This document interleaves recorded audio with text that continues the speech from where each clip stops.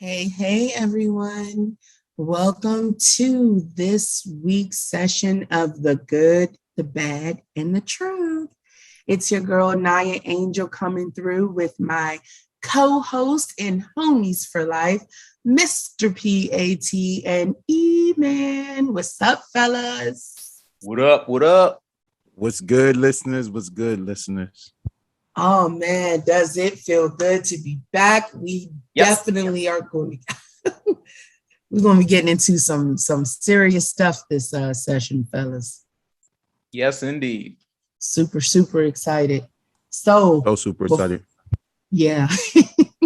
Before we jump into it, we've got to go ahead and take a second and thank our listeners out there for all of our support and constant feedback. Yes, Everything we do is for y'all. Thank you so much. Everything. Thank you. Everything.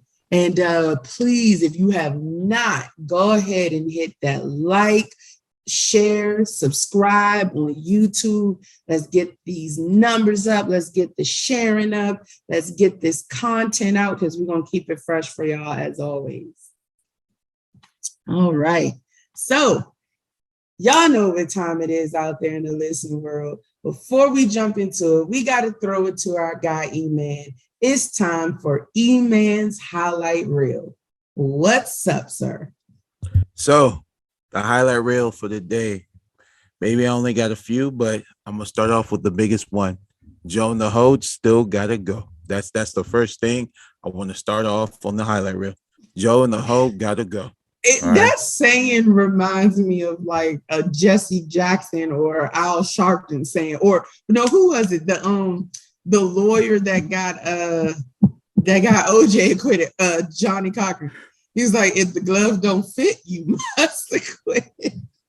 And that's what you were saying reminds me of. Just the Ho and Joe just gotta go. All right. Also, Mr. LeBrick James, Mr. Wham Wham, Crybaby, and whatnot. Oh, here we go. All right. Yeah. So it seems this is like a Love for Braun podcast, sir. This is a Love for Braun show. Well, that's too bad because two fans over there told him he was a crybaby and whatnot because he got kicked. They got kicked out. I think a young lady and a young gentleman and whatnot. It seemed like they were sitting courtside. It seemed like LeBron didn't like it and whatnot. They told him I had to go. And the young lady, before she left and everything, she did the wham eyes to LeBron James. Like I said, a big baby, like he's always been. So that ain't nothing changing and whatnot. Also, another surprising thing out here in Montgomery County. So Mark Elbridge, who's the county exec for the county. So that's the guy who basically somewhat runs things in this county. He basically stated, based upon an article, stated that he's saying that stores have the right, all right, to figure out if you're going to go after shoplifters in Montgomery County. That basically means that you guys can make that own decision if you choose to call the police if anybody shoplifts in your store and whatnot.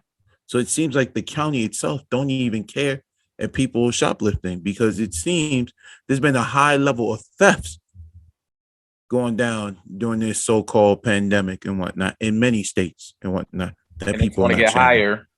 And it's going to get 10 times higher and whatnot. So until they stop this crazy madness, hopefully nobody's store gets looted that bad, Another quick note also too, I just want to say for those who got impacted by the, that crazy hurricane that went through like I think 6 or 7 southern states. Tornadoes. I apologize. Yeah.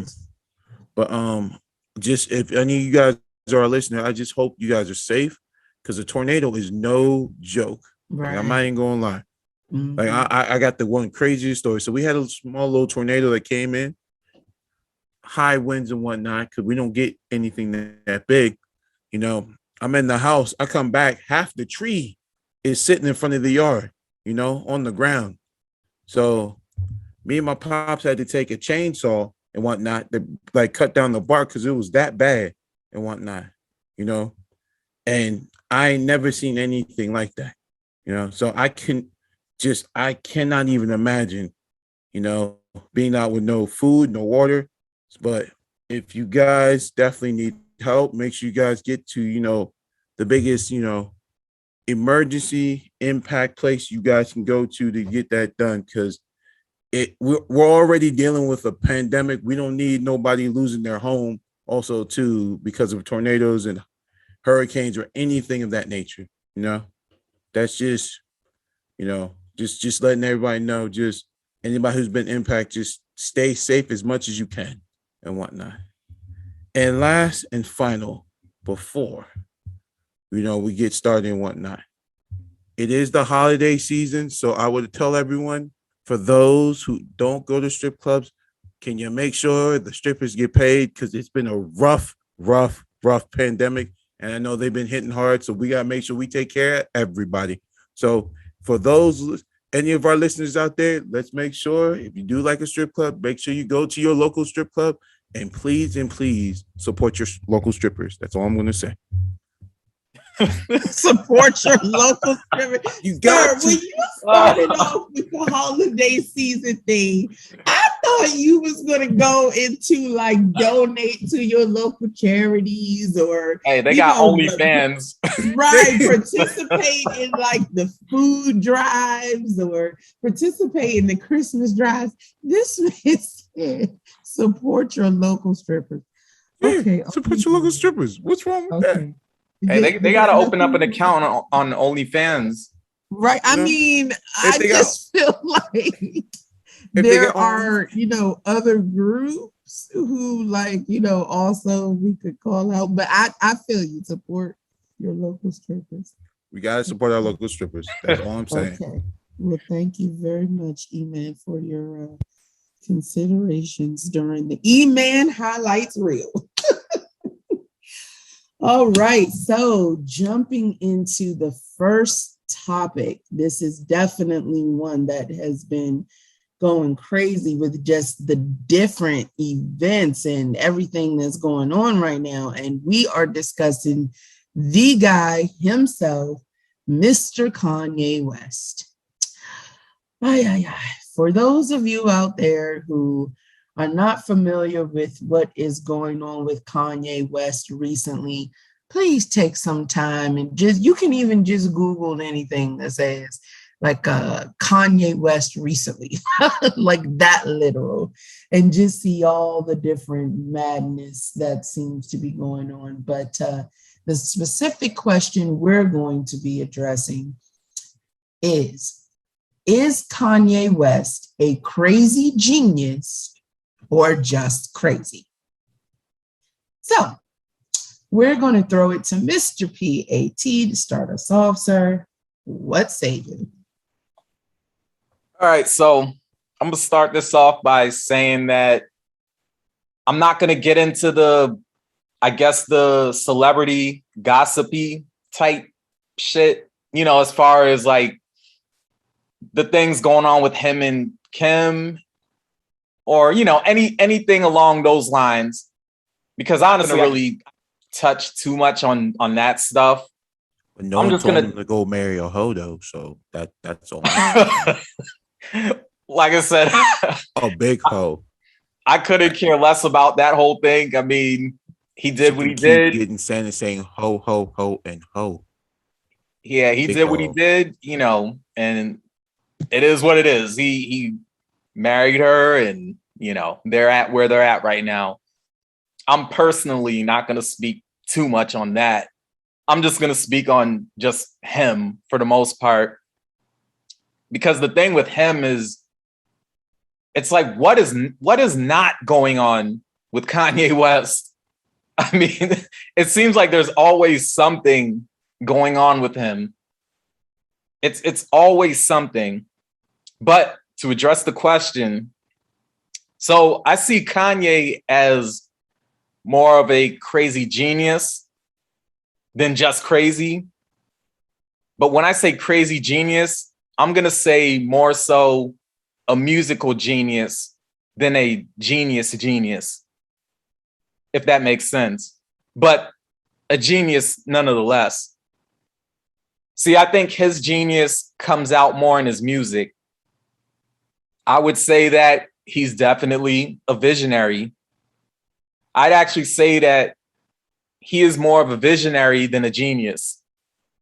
Now, in regards to the crazy part, I think that term gets thrown at him because of his behavior, which some people see as erratic. The dude is obviously eccentric in his style and personality. He's the type to color outside of the lines. I mean, if somebody told him to color within the lines, he's not going to do that. He colors outside of the lines. That's how I would describe his personality. He doesn't fit into what most people consider the norm.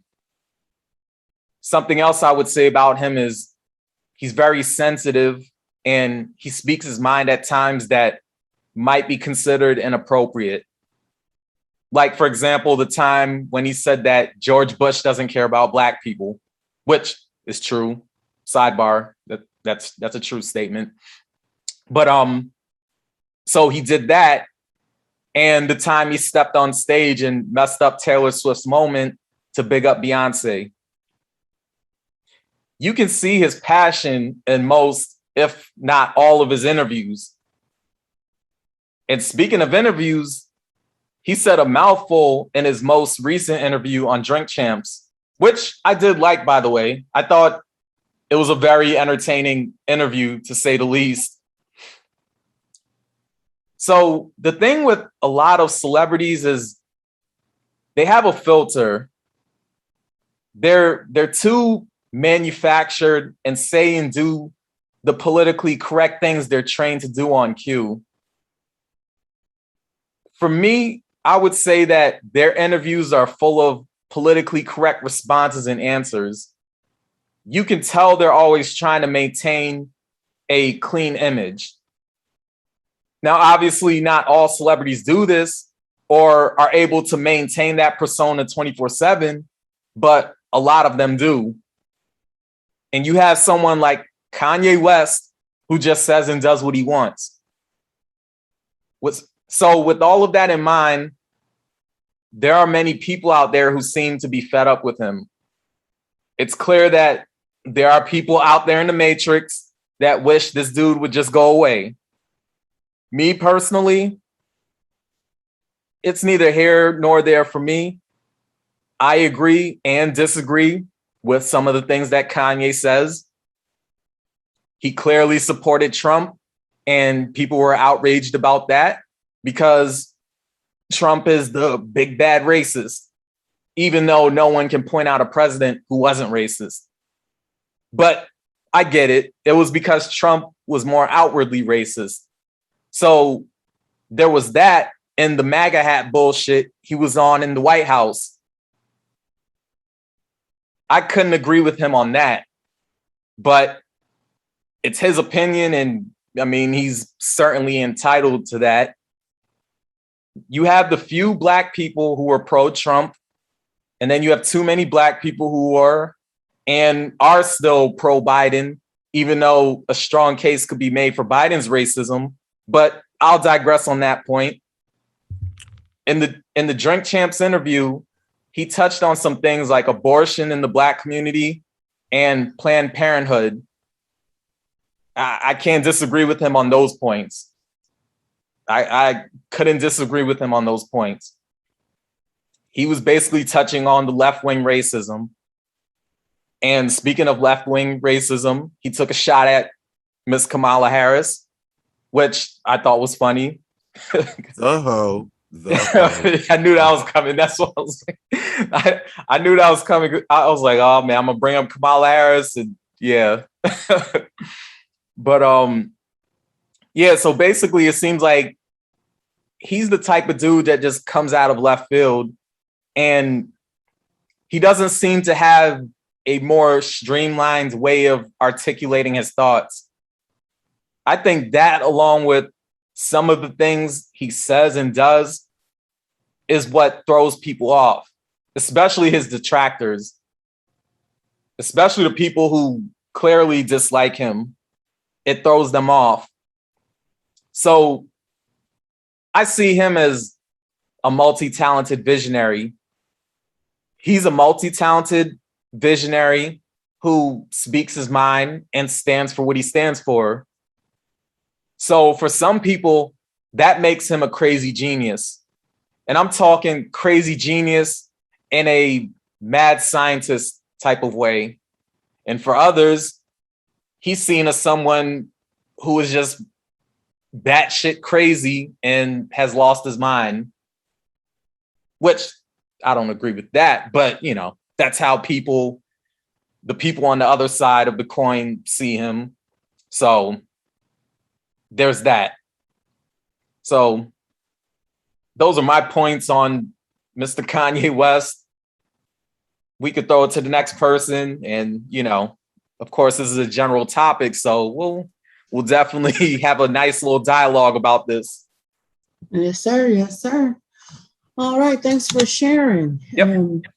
I'm going to go ahead and throw my 2 cents in here because I think for the most part, we have some areas where we agree and others where we don't, where, again, you know, that's what this platform is for. So I think for the most part, I'm going to go with crazy genius because, I mean, I think, like you said, and this should not be an arguable point, is that the man is a genius from a musical standpoint. I mean, there should be no question of that.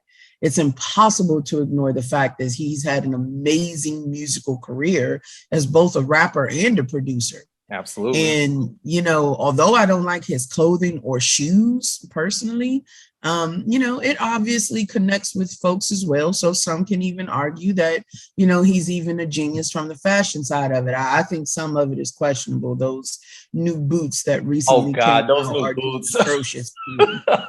they look like cartoon villain boots. Like, it's really very ridiculous. All I could think was, what the fuck? What the hell was this? It was like borderline. I was borderline like offended by it. You know what? Not disrespectful. You know what? I was too, though, because honestly, when I saw them, I was just like, what the fuck is this dude on putting out some shit like this? Like, I think like he just thinks black people would just buy whatever because he made it. Yeah, that's what I was gonna say. I think he's at a point in his career now where he feels like, well, shit, I'm Kanye West. I could put out whatever the fuck I want to put out, and people are just gonna accept it because I'm Kanye West. You know what's so crazy and funny? I was offended. I'm gonna show you what's so super funny and crazy.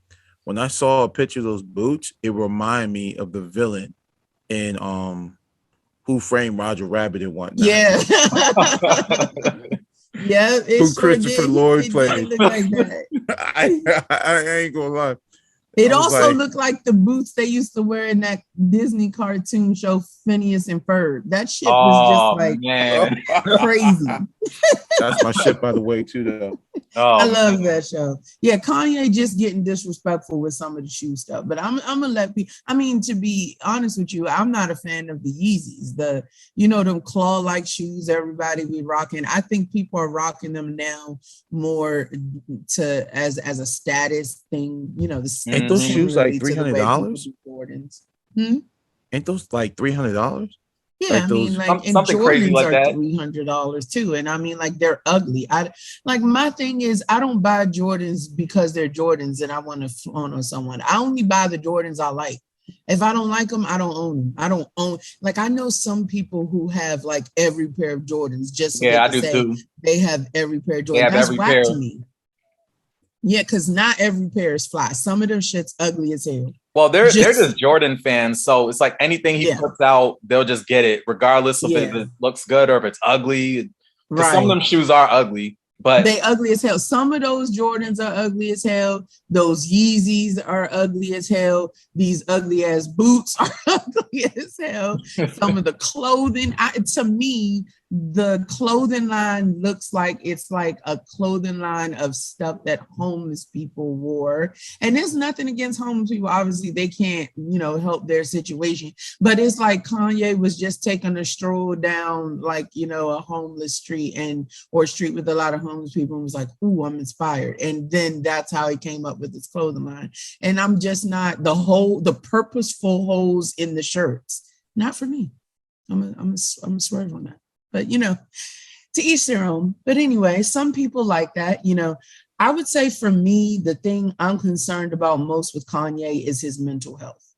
To me, it seems like it's deteriorating, and I'm going to elaborate on that because I know that he's always been eccentric, and there are eccentric artists in the hip hop community and throughout music in general. You got Andre 3000, Erykah Badu, who, by the way, if all the listeners out there in the world do not know, Erykah Badu is by far my favorite artist in the whole wide world of any music genre.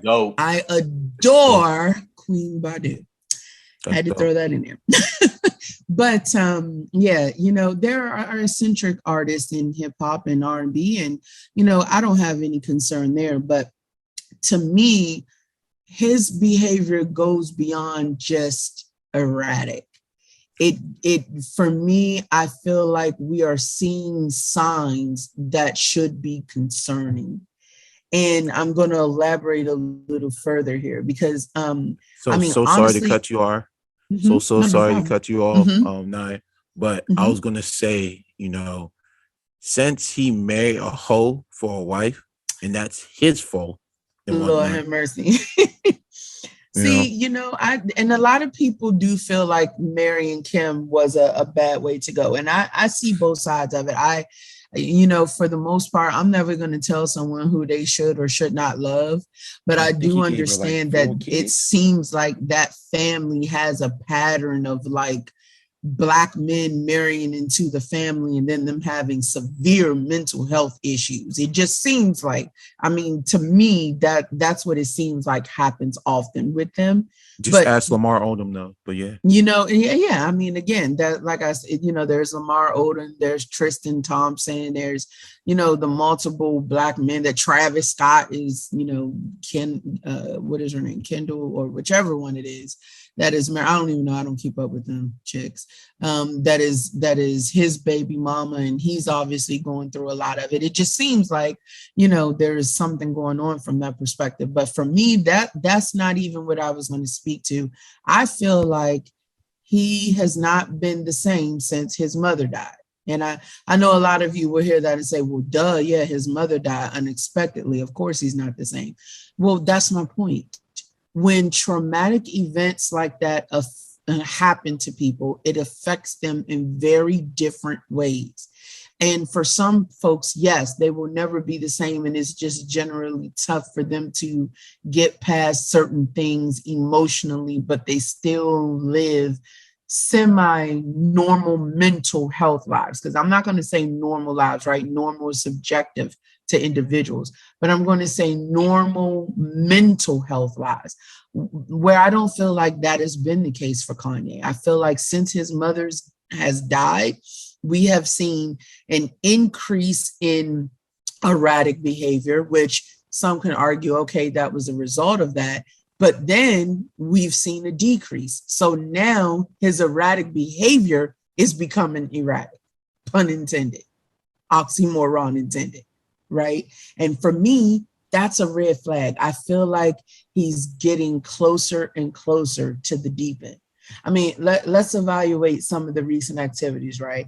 His recent affiliation with Donald Trump over the last few years, which he's recently rebuked, right?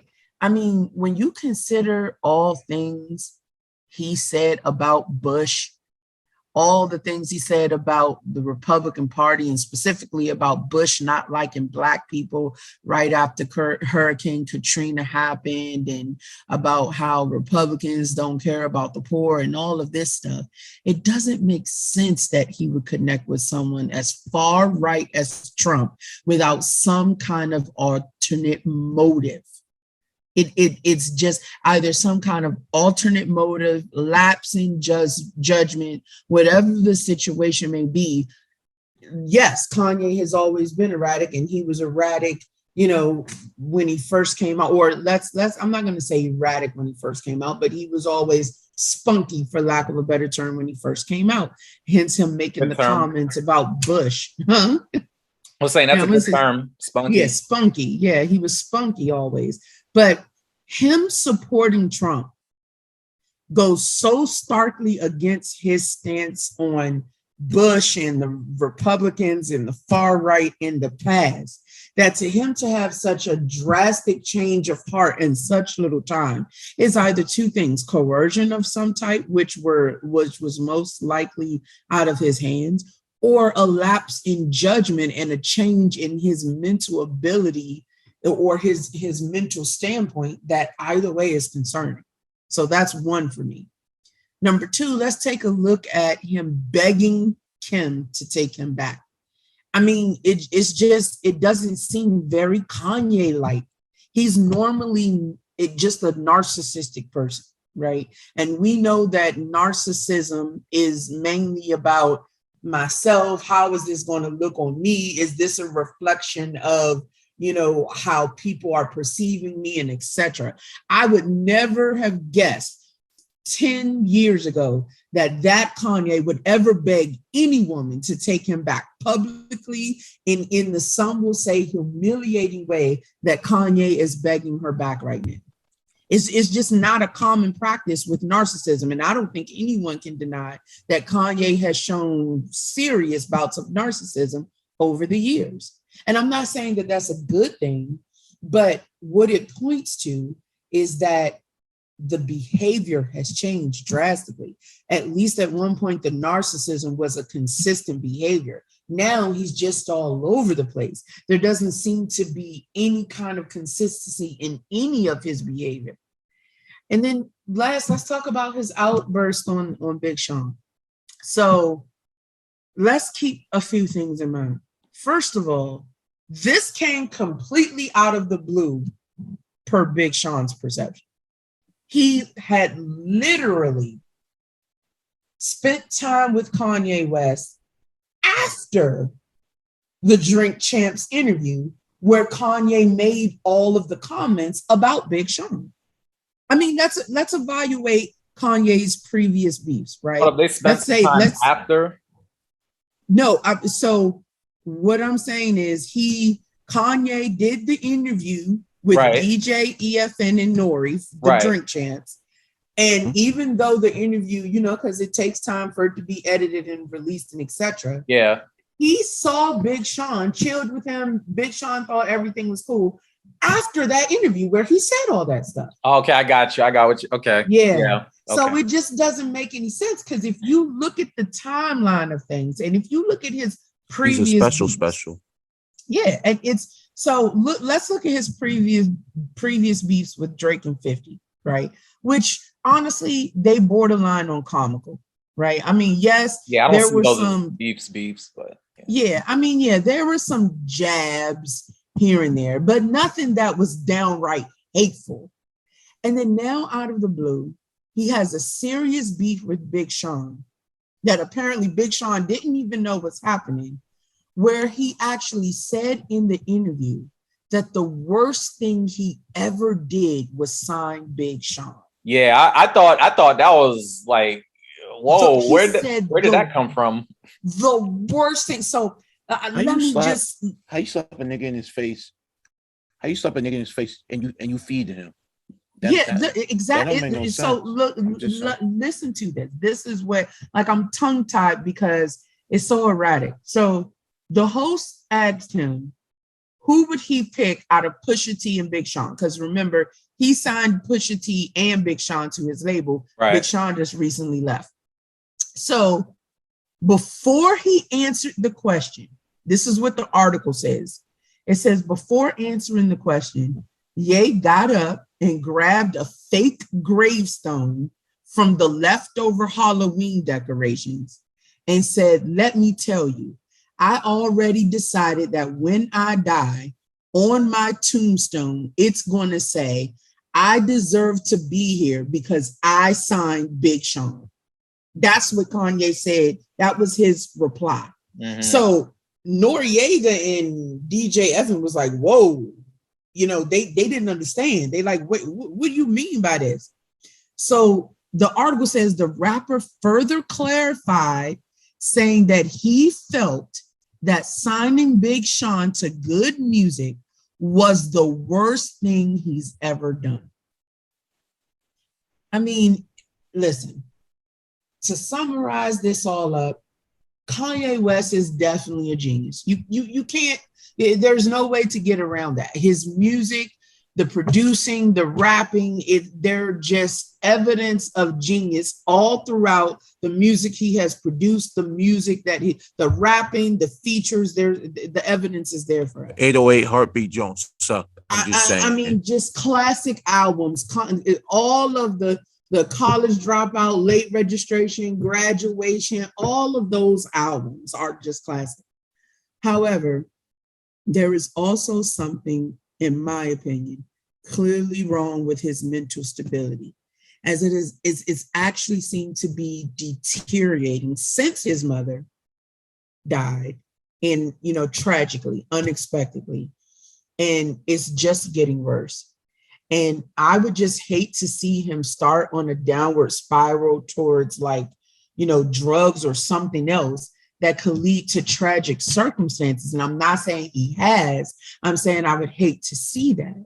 And I hope he seeks the mental health he needs, because after all, there is a stigma in the Black community already, right? Especially for Black men against therapy. I mean, I ain't even want to deep dive into this. That could be a whole nother episode, but we all know that there is a stigma in the Black community about seeking therapy, especially with Black men.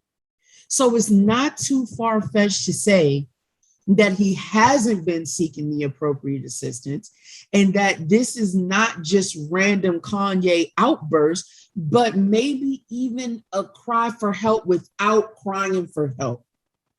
So my only thing is, please, someone, anyone that's close to him that has the ability to help him, check in with your guy and just say, hey, homie, what's going on? I know it's not going to be easy to convince someone to do something they don't feel they need to do, but I would hate for people to just make an assumption, oh, Kanye is always erratic, so this is just Ye being Ye.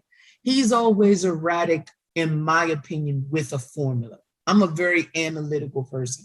I have broken down his most major events. Like Pat mentioned earlier, even when he went on stage and disturbed Taylor Swift, it was very methodical in what he did.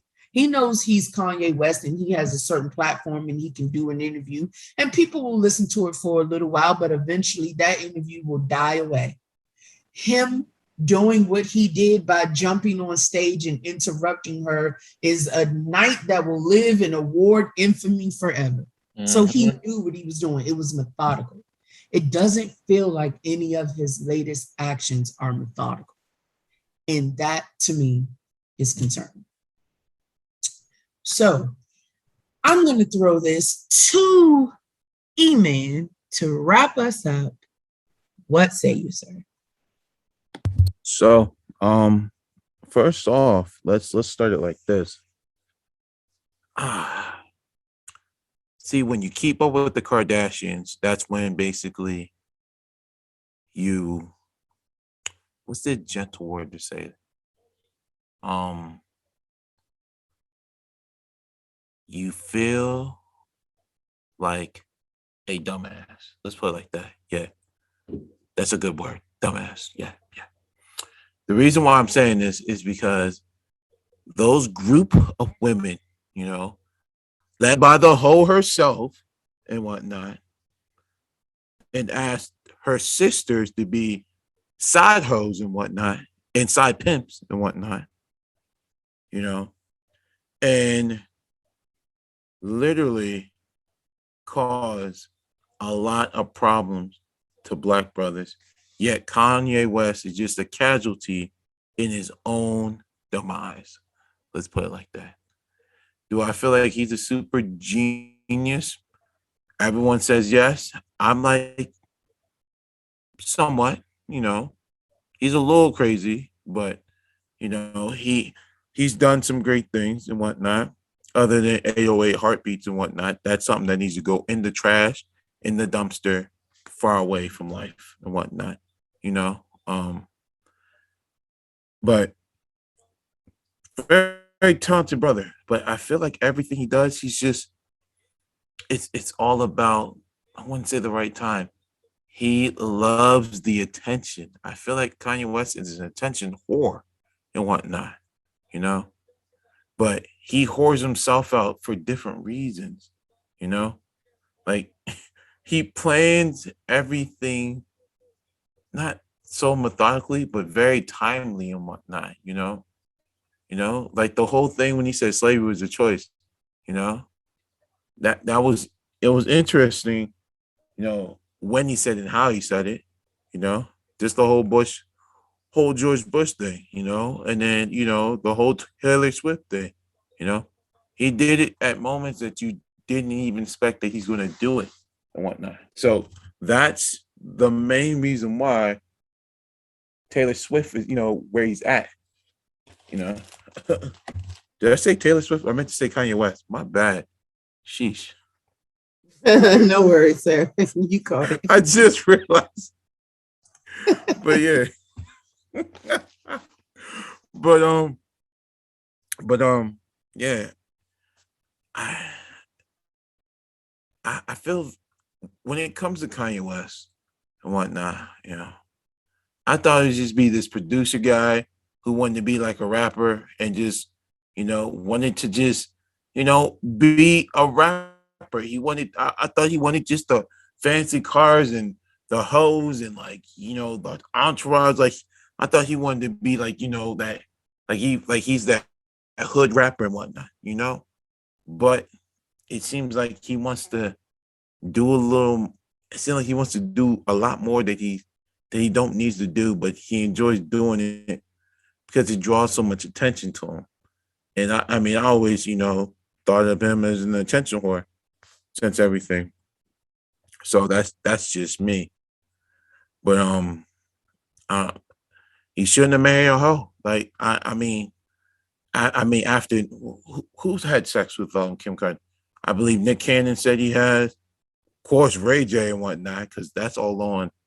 That's already like filmed up and already out there in the internet and whatnot, you know. And the list goes on. You know, this woman just be trapping black men and causing all types of damage to them. Like she's a Satanist or something, which I still believe she is. But you know, that's neither here or nor there. But all I'm just saying is that, bruh, I don't know, you know, yeah. You know, you want people to save you, but I don't know. I don't think you can be saved. I don't. I don't even think holy water is going to help. I don't think you get baptized and they make you rise again from the water. I still don't think it's going to help you up. You know, I feel like Kanye West just needs to start all over and whatnot. You know, but his ego is his biggest demise, but his intelligence is his worst enemy and whatnot. And just me saying that, I know it probably went over y'all heads and whatnot, but you know, for someone like him, for the things he say, you know, how he says it and how he gets away with it becomes his own demise because people look at him and be like, huh? And whatnot. But that's the guy who wants to be that guy, Kanye West.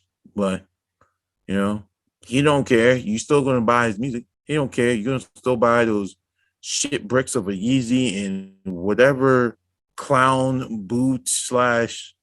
I don't even want to say Back to the Future, but you know, they look like dirty boomerangs. I don't know, but you just need to keep reevaluating your life, Kanye West. I don't know, you know, because I'm just glad you never hung yourself yet. Because if it got down to that, I'd be like, yo, it's therapy time, brother. Because and another note before you know we kick it off to to next topic, but brother, you shouldn't be begging for a hoe. Who does that, man? Like I don't know what else to say. You know, I know you guys have kids together, but damn it, you shouldn't be begging for a hoe. And she's a known hoe too, and she's already stated that she's a hoe. and she enjoys the whole thing she's done before. But I don't get why you begging for a hoe and whatnot. You know, I need some good clarification. Clarification. I need to be clarified. That's a better term, you know, Mr. West, because like, yo, you begging for a hoe. And now I'm questioning, you know, what's wrong with you. But I hope this is not one of your stupid, intelligent moves. Yeah. I'm gonna just leave it as that. Yeah. Crazy. Yes, sir. Yes, sir. Thank you for sharing your thoughts on that. All right. Moving on to the next subject. Let's talk about the unfortunate and tragic events that took place in Michigan recently, where a school shooting occurred and 4 students lost their lives. I'm sure most of all, if not all of our listeners have heard about it, but unfortunately, a 15-year-old student decided to walk into an Oakland County, Michigan school and take the lives of 4 teens. It is absolutely tragic and saddening, and our thoughts go out to all the families and friends and loved ones of those who lost their lives. May they rest peacefully. So the subject that we're going to be discussing is the Michigan school shooting another example of white domestic terrorism? Now, I'm going to start us off on this, but before I do, let me just make something clear to our listeners out there. Here on The Good, the Bad, and the Truth, we don't shy away from the difficult conversations.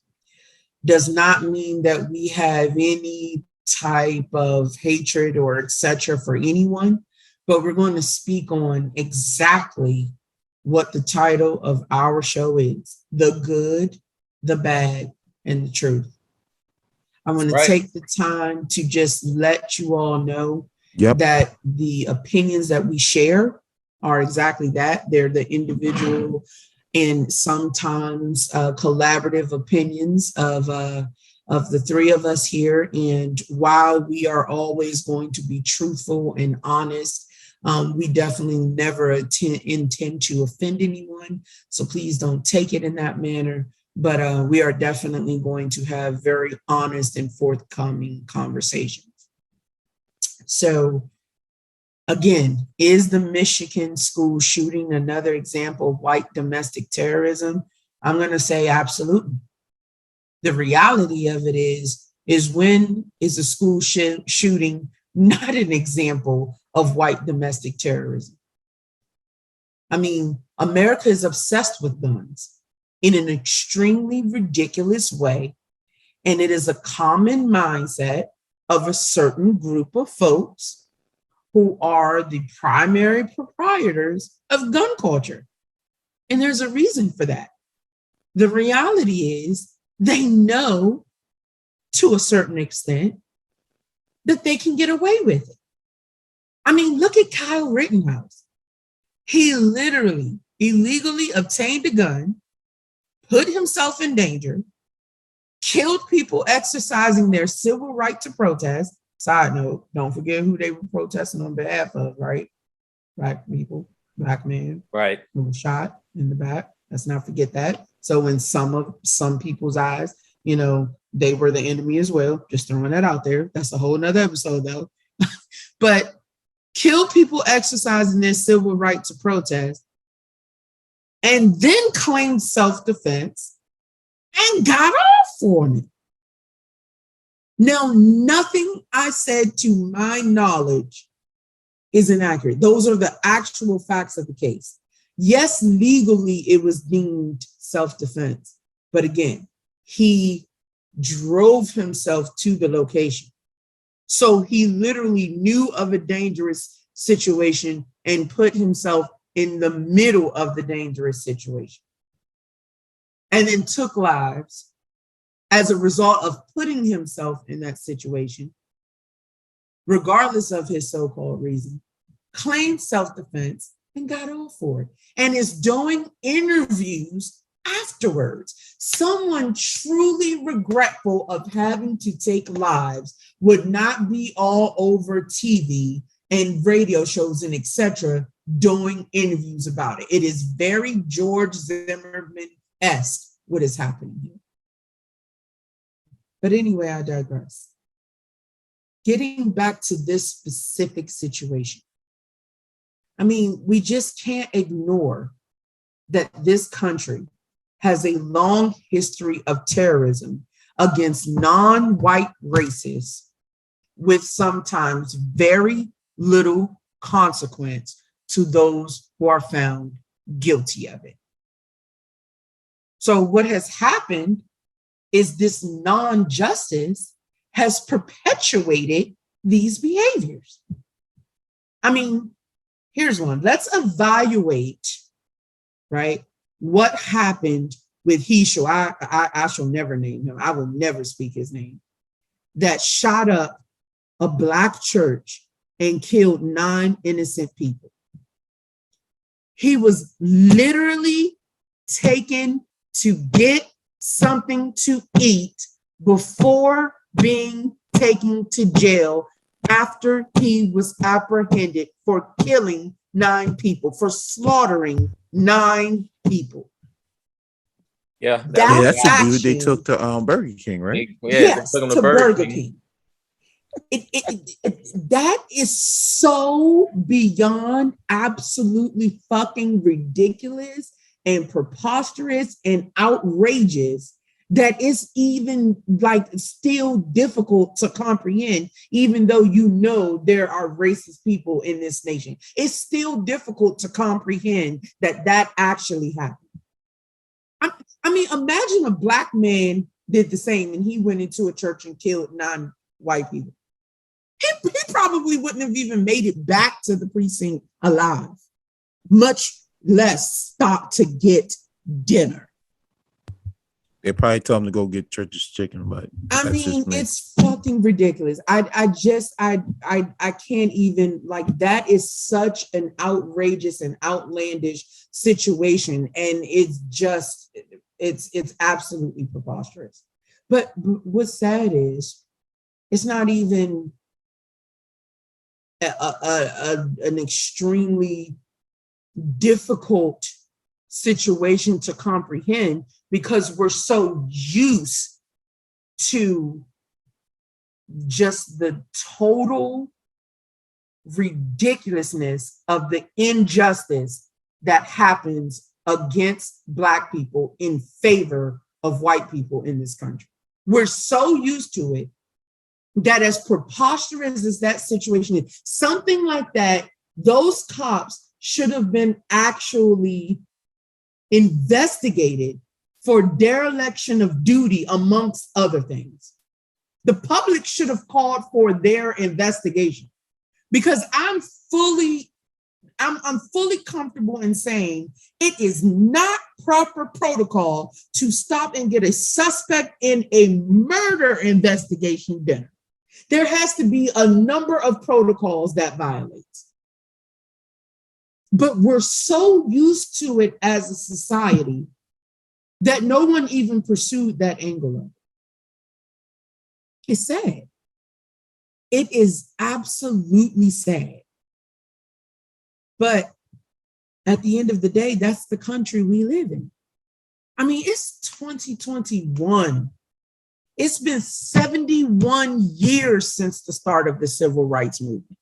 71 years. It started in 1950. And we're still not close, anywhere close to full equality. And honestly, I don't think we ever will be.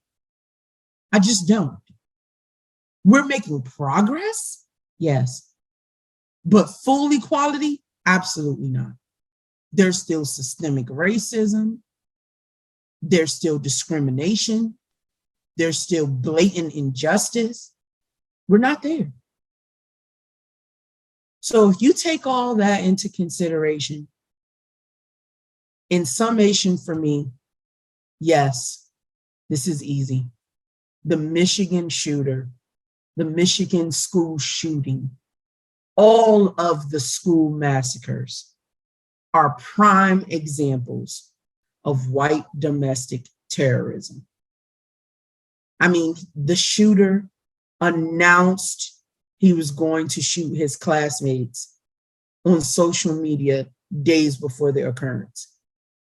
He received help from his parents. I'm sorry? So time out. So my man said he was going to do it. He got help from parents. Nobody did anything. So That's exactly where I'm going with it. He announced he was going to do it. He received help from his parents. Let me clarify. He didn't receive help from his parents. His parents purchased the weapon for him.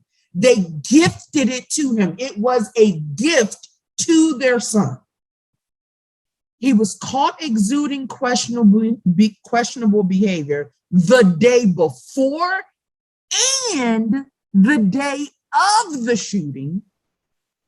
His teacher caught him drawing disturbing things, alerted the office. They called his parents.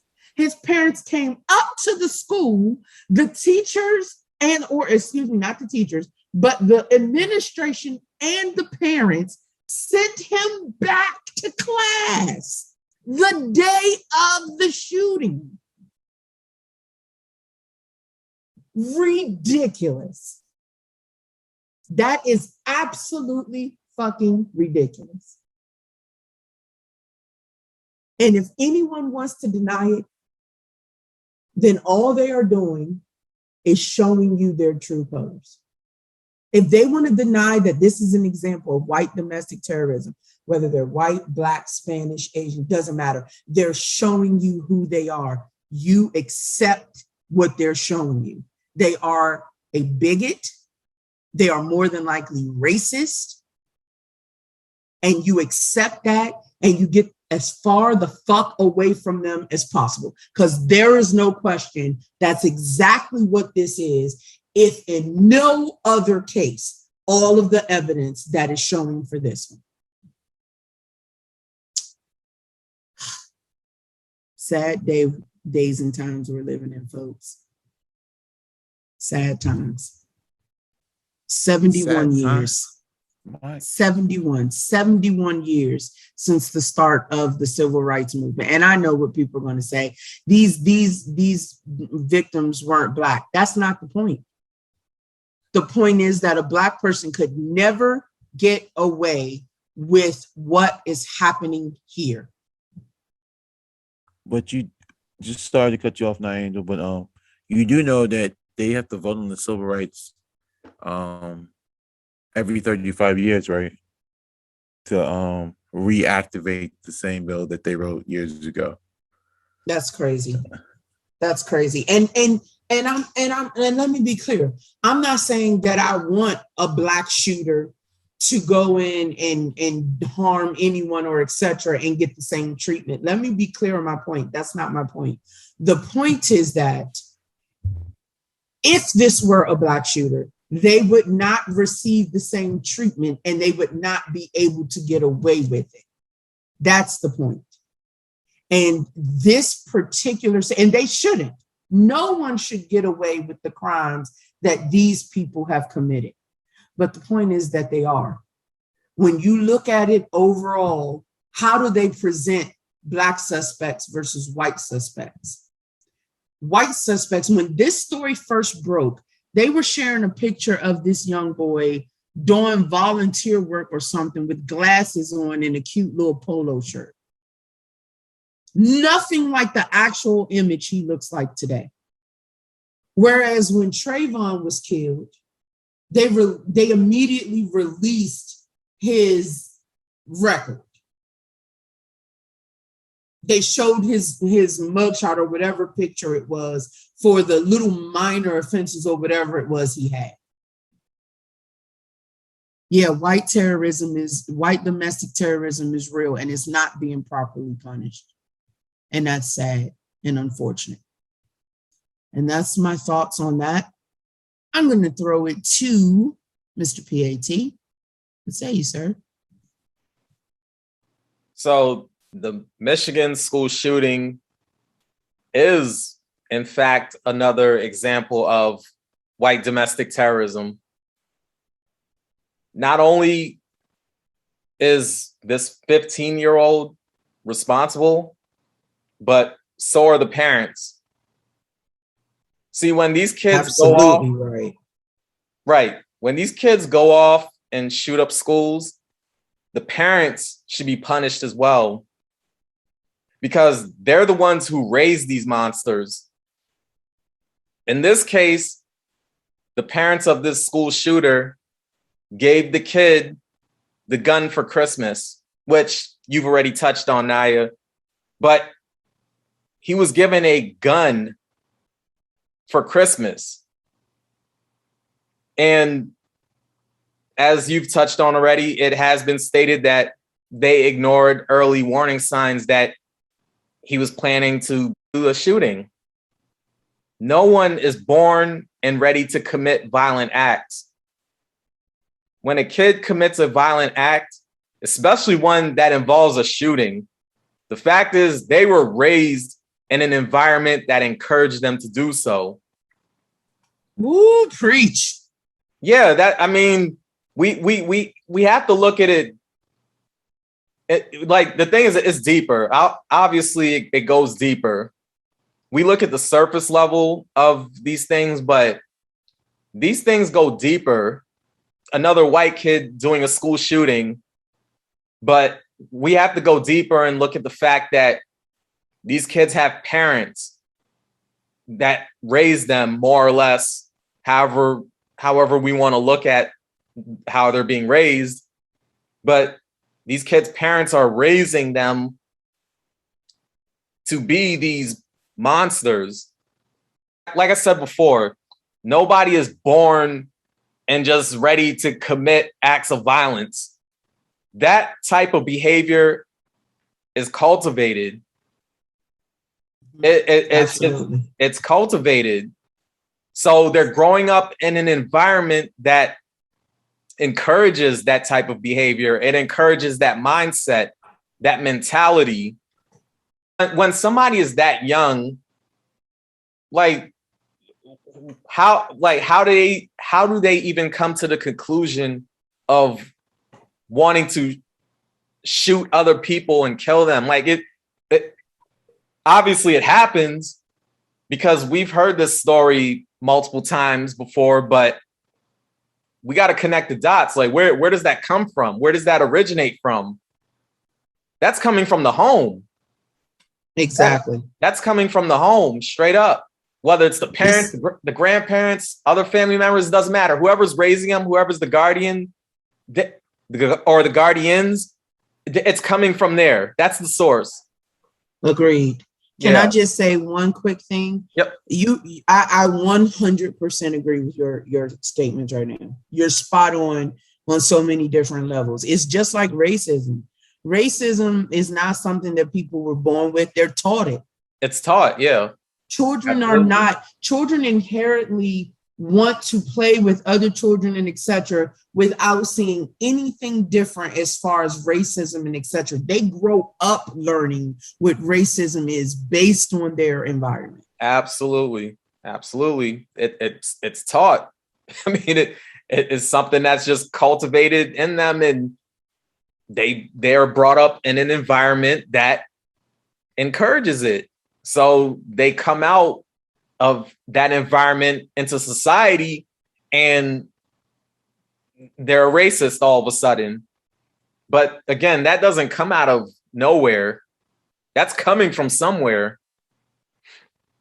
I just think it's interesting that this year, white men and white boys, in the case of Kyle Rittenhouse and the Michigan school shooter, whose name is Ethan Crumbley, is being highly publicized in the media.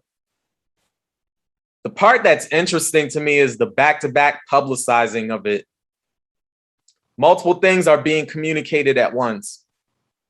Basically, white vigilantism is one of them, along with the threat that white males can pose to anyone who crosses them. In some twisted way, it still communicates white male dominance to the public. It's also a way of saying that white males are not to be trifled with. Regardless of if we're talking about a heinous crime or so-called self-defense after provoking an altercation, the idea is that white males are dangerous. The headlines on a lot of the articles out there in the Matrix also communicate that these white male perpetrators were somehow innocent. And I'm putting innocent in air quotes, but it communicates that they were somehow innocent when committing the acts that they commit. There's basically a presumption of innocence. A good amount of the headlines for this Michigan school shooting case is calling Ethan Crumbley a suspect, or they're saying accused, or in the case of Fox News, and I'm gonna put these links in the description, but in the case of Fox News, they say alleged. Now, we all know that these headlines and the wording in these articles are disingenuous. However, it's not surprising because this goes back to my point that there is a presumption of innocence. There is a presumption of innocence when it comes to white perpetrators. So once again, multiple things are being communicated to the general public. This school shooting, along with the others throughout history, recent or otherwise, are examples of white domestic terrorism. And I'm gonna just rest on that. Yes, sir. Thank you, PAT. And just wanted to add one quick thing to your what you were saying before we throw it to Ime, because I definitely agree with your assessment. I mean, if you take in consideration the parents from the Columbine situation, right? And I know a lot of people are going to say, wow, Naya, Columbine happened in 1999. You know, why are you bringing that up now? Because it is relevant to the fact that these parents are literally contributing to these travesties, right? Their decision to be complacent is leading to the loss of lives. And when you look at it, is the Columbine situation, it's as egregious, in my opinion, as what's happening with this Michigan school shooter. Because it's my understanding at one point, the two shooters literally told one set of parents not to go into their garage because they were working on an experiment. Not only did they tell them not to do it, they were adamant about them never going in the garage. And the parents complied. And you know what they were doing in there? They were making bombs and practicing for the day of the shooting. Now, all jokes aside, because I don't mean this in a joking way. Hold on. You said practicing. Hold on. They were literally like rehearsing how the day was going to go and etc. in the parents' garage. Oh, tell me, did they think they were like a basketball team or a football team? They were like. Apparently, investigations have shown that they were trying to build bombs in that garage, that it was like their meeting area to plan out the massacre, which is what makes it worse is that the parents were so fucking complacent about it.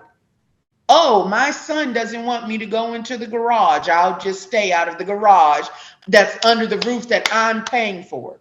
Now, do y'all, and honestly, have you ever heard of such a thing happening in the Black household? Would that have flown? Nope. Could we tell our parents, hey, don't go into the garage, don't go in our room? I'm not laughing at the situation, but the ridiculousness of it is just preposterous.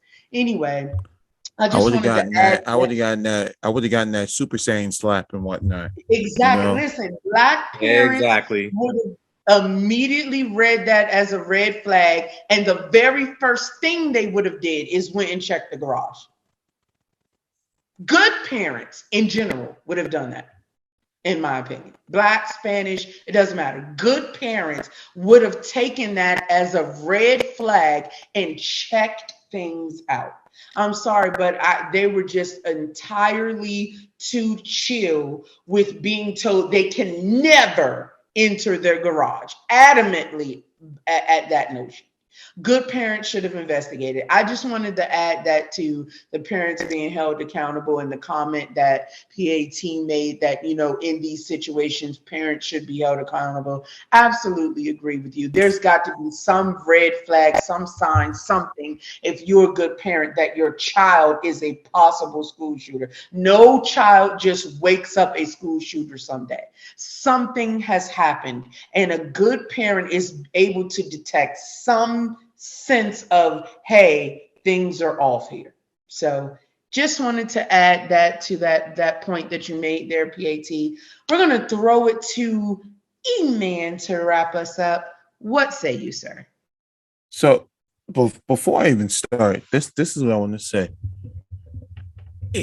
First and foremost, you can't be practicing something like y'all think y'all running like a football team, like you feel like you're a coach out here, like y'all running plays and whatnot to to go commit something this heinous and whatnot. That I'm not even gonna say that shit needs to stop, but that's way over the Under top. their parents' noses, sir. I'm sorry, I didn't mean to interrupt you, but under No, their no, you parents' good. nose. In this case, E-Man, the parents were called to the school the day of. The day of, sir. This is why I Crazy. feel like children, they need more hobbies. They really do. This is outraging and whatnot. So what I want to say The is parents that actually need a parent, be good parents. man, I Preach, PAT. the whole thing with the whole parenting thing, like everyone has their views on parenting. Everyone has like their own type of style that they want to. But yet, if this shit don't work, then it's okay and whatnot.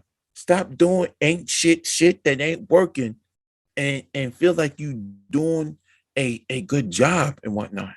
That shit just needs to stop for real and whatnot. If you're doing a shitty job, just say I'm doing a shitty job. All right. If you need help, say that you need help, but make sure the help makes fucking sense though and whatnot. Stop doing all this outlandish shit because this is something that you know that what you in. And this is why a lot of kids don't fall into the beliefs of many of what their parents telling them. That's the shit that's driving everyone crazy insane.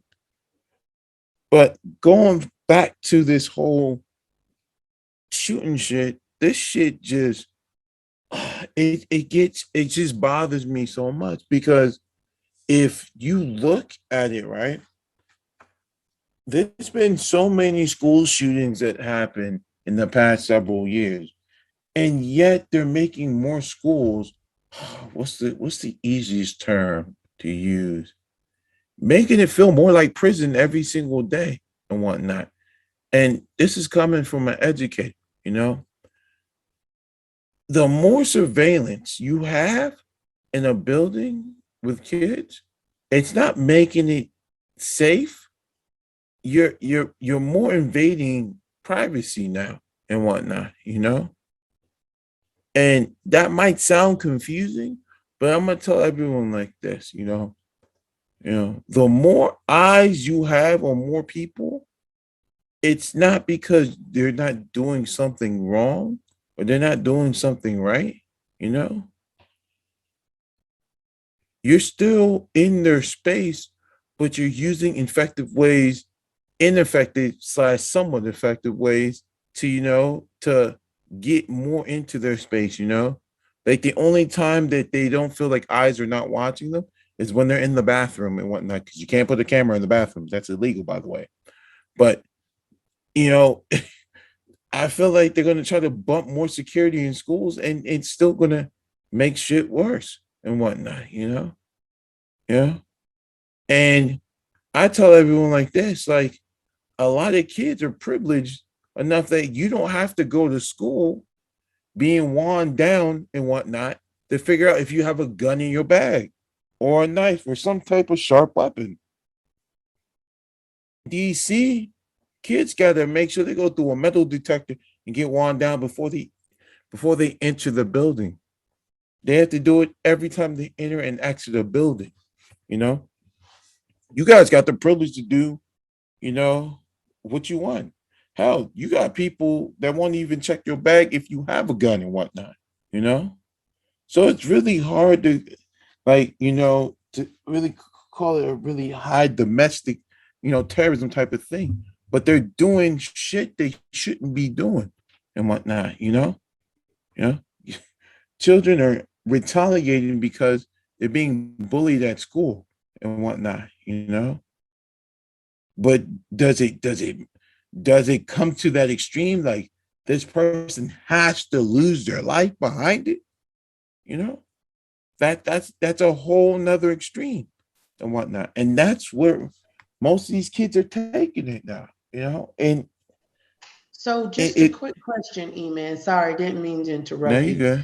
So just to make sure I understand where you're coming from, in your opinion, this is not particularly white domestic terrorism per se, but rather a reaction by school students who are being bullied and are being forced into an environment that feels like jail. So basically you're saying this is a natural reaction of evolution? I hate to say it, but yes, that's true. Okay. Because But can I ask you, how come no other race of student has committed a school massacre yet? And I mean, black kids are bullied all the time. I'll tell you the reason why. Many people don't know that, constant school shootings happen in DC every single day. Right. Many people don't know that. There's a school called Maya Angelou Public Charter School that when I was working in DC, when I was coaching over there, there was many times we couldn't go to the school and whatnot. They actually, when you go over there and play at their arenas, they actually have a closed gym. Nobody can be in the gym while any sporting event is going on and occurring. And right. It's that serious. Right. But is that a result of environment in general? Because are these random children being killed, or are these targeted individuals? Which I'm not saying is right, but to me it sounds like, okay, that's a rough area and the kids are growing up disenfranchised there.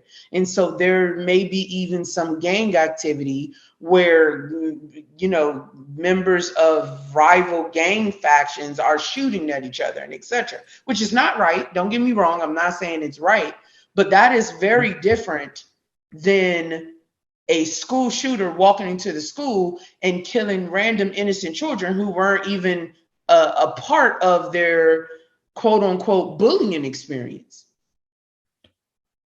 So in other words, is there a difference in the motive? And is the difference in the motive significant? I mean, is the motive, like, if the motives are, I wouldn't say they're different, but they're always, there's a yin and yang towards, many people's motives and whatnot, Some of them can be different, but some of them can be the same, because most people say because you live in the suburb that, we're different and whatnot. Technically, you're not different. They all basically is just You know, my environment's a little more hostile living in the hood. Yours is a little less hostile, you know? Can we both go to jail? Yes. You know? Can we go to jail for the same thing? Yes, you know? Who do you think is going to go to jail first? I don't know. Maybe the person who lives in a more hostile environment versus the, non-hostile environment. But those who live in a non-hostile environment tend to get away with a lot of things and whatnot, you know? And in this case, up in Michigan and whatnot, I don't even know, what type of environment they live in, but the simple fact is, if he wasn't checked towards having a gun, that means you live in a very non-hostile environment that it was very easy to, bring a weapon into the building to kill people and whatnot, And so you're saying the environment also played a part in his ability to easily bring a weapon into the school. So yes, not so much the motive, but the environment also contributed to him being able to do that. Yes. And that's why I don't like to use the word domestic, because when you live in an environment, where it is easy to go walk around and no one bothers you. And the simple fact is, like, everyone sees you as a human being, but yet not the color of what you look like, until you leave that environment, you go to a different environment where people see things differently. That's what confuses a lot of people and be like, well, I seem like I'm not that safe anymore versus where I live at and whatnot, That's where many. Oh, sorry, go ahead. No, but not everyone, but majority of certain people, that's where people choose to live, when it comes towards like living somewhere, everyone chooses different places where, towards like where to raise a family, and have kids at, But no, I actually was going to say, I think you raised a deep point there. I didn't mean to interrupt you, but I was going to say that I think that your point about the environment playing a part in him being able to have an easier time to pull this off is spot on. Because I think that there is definitely a much more difficult situation to navigate through for high crime areas to get weapons in the schools. I definitely totally concur with you there.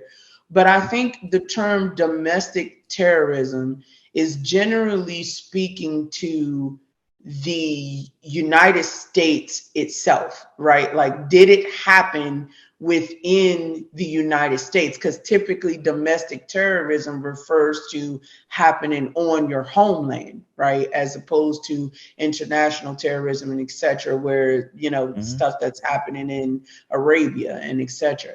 So the only thing I think I might be not connecting on is that, yes, the environment definitely plays a part in how easy it is to execute the situation. But I think the motive is a big part of this question, because the reality of it is, in my mind, the motive behind these massacres that have occurred at these schools is white frailty.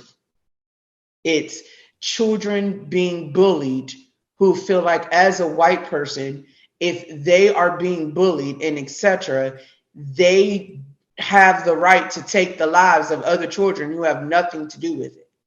Because I don't know of any other, the only other shooting I can think of, mass shooting I can think of, that was an act of domestic terrorism that wasn't perpetrated by a white kid was the Virginia Tech massacre.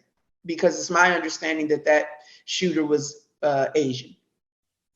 But yeah, that was a very interesting one. But yeah, that was the only, and to my knowledge, and again, I'm not saying it doesn't happen, but to my knowledge, every other mass shooting at a public school that, again, to my knowledge, was executed by a white male student.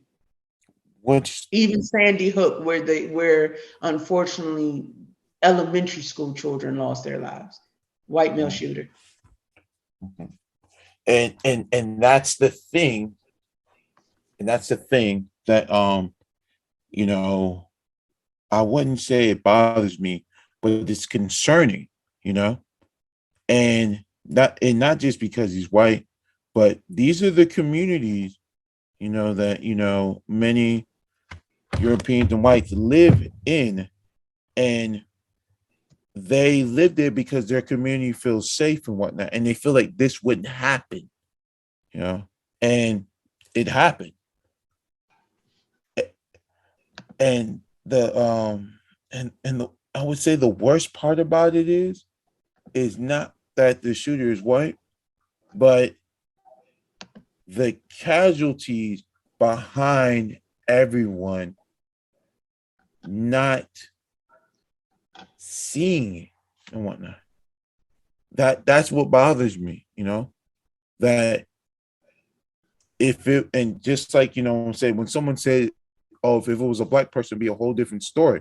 Well, yes, because every story on the news, when something like this happened, majority of them are actually scared and whatnot. But because they look like them and whatnot, you know, the level of fear is not as big, supposedly, you know. But when it comes to like any type of situation like this, and even, you know, towards the shooting, you know, it's getting down to a point that it's becoming so, like, it's becoming so, like, it's becoming so something that's being so commonly, like, I'm gonna say, but more like it's occurring a lot, and not just occurring a lot, it's occurring a lot in many different school systems, but yet the only thing they survive, like their biggest solution is basically, you know, putting up more cameras and whatnot, you know, but yeah, and young children's lost their lives and whatnot, you know. Many people might not even understand it, that many young children lost their lives, you know, and some of them, you don't know if they even had a bright future towards doing something else, or at least something, but their lives were cut short because of somebody's anger and frustration and taking it out on them for no reason and whatnot. And and that's the saddest thing about like this, like every school shooting that I hear. That's the saddest thing, you know.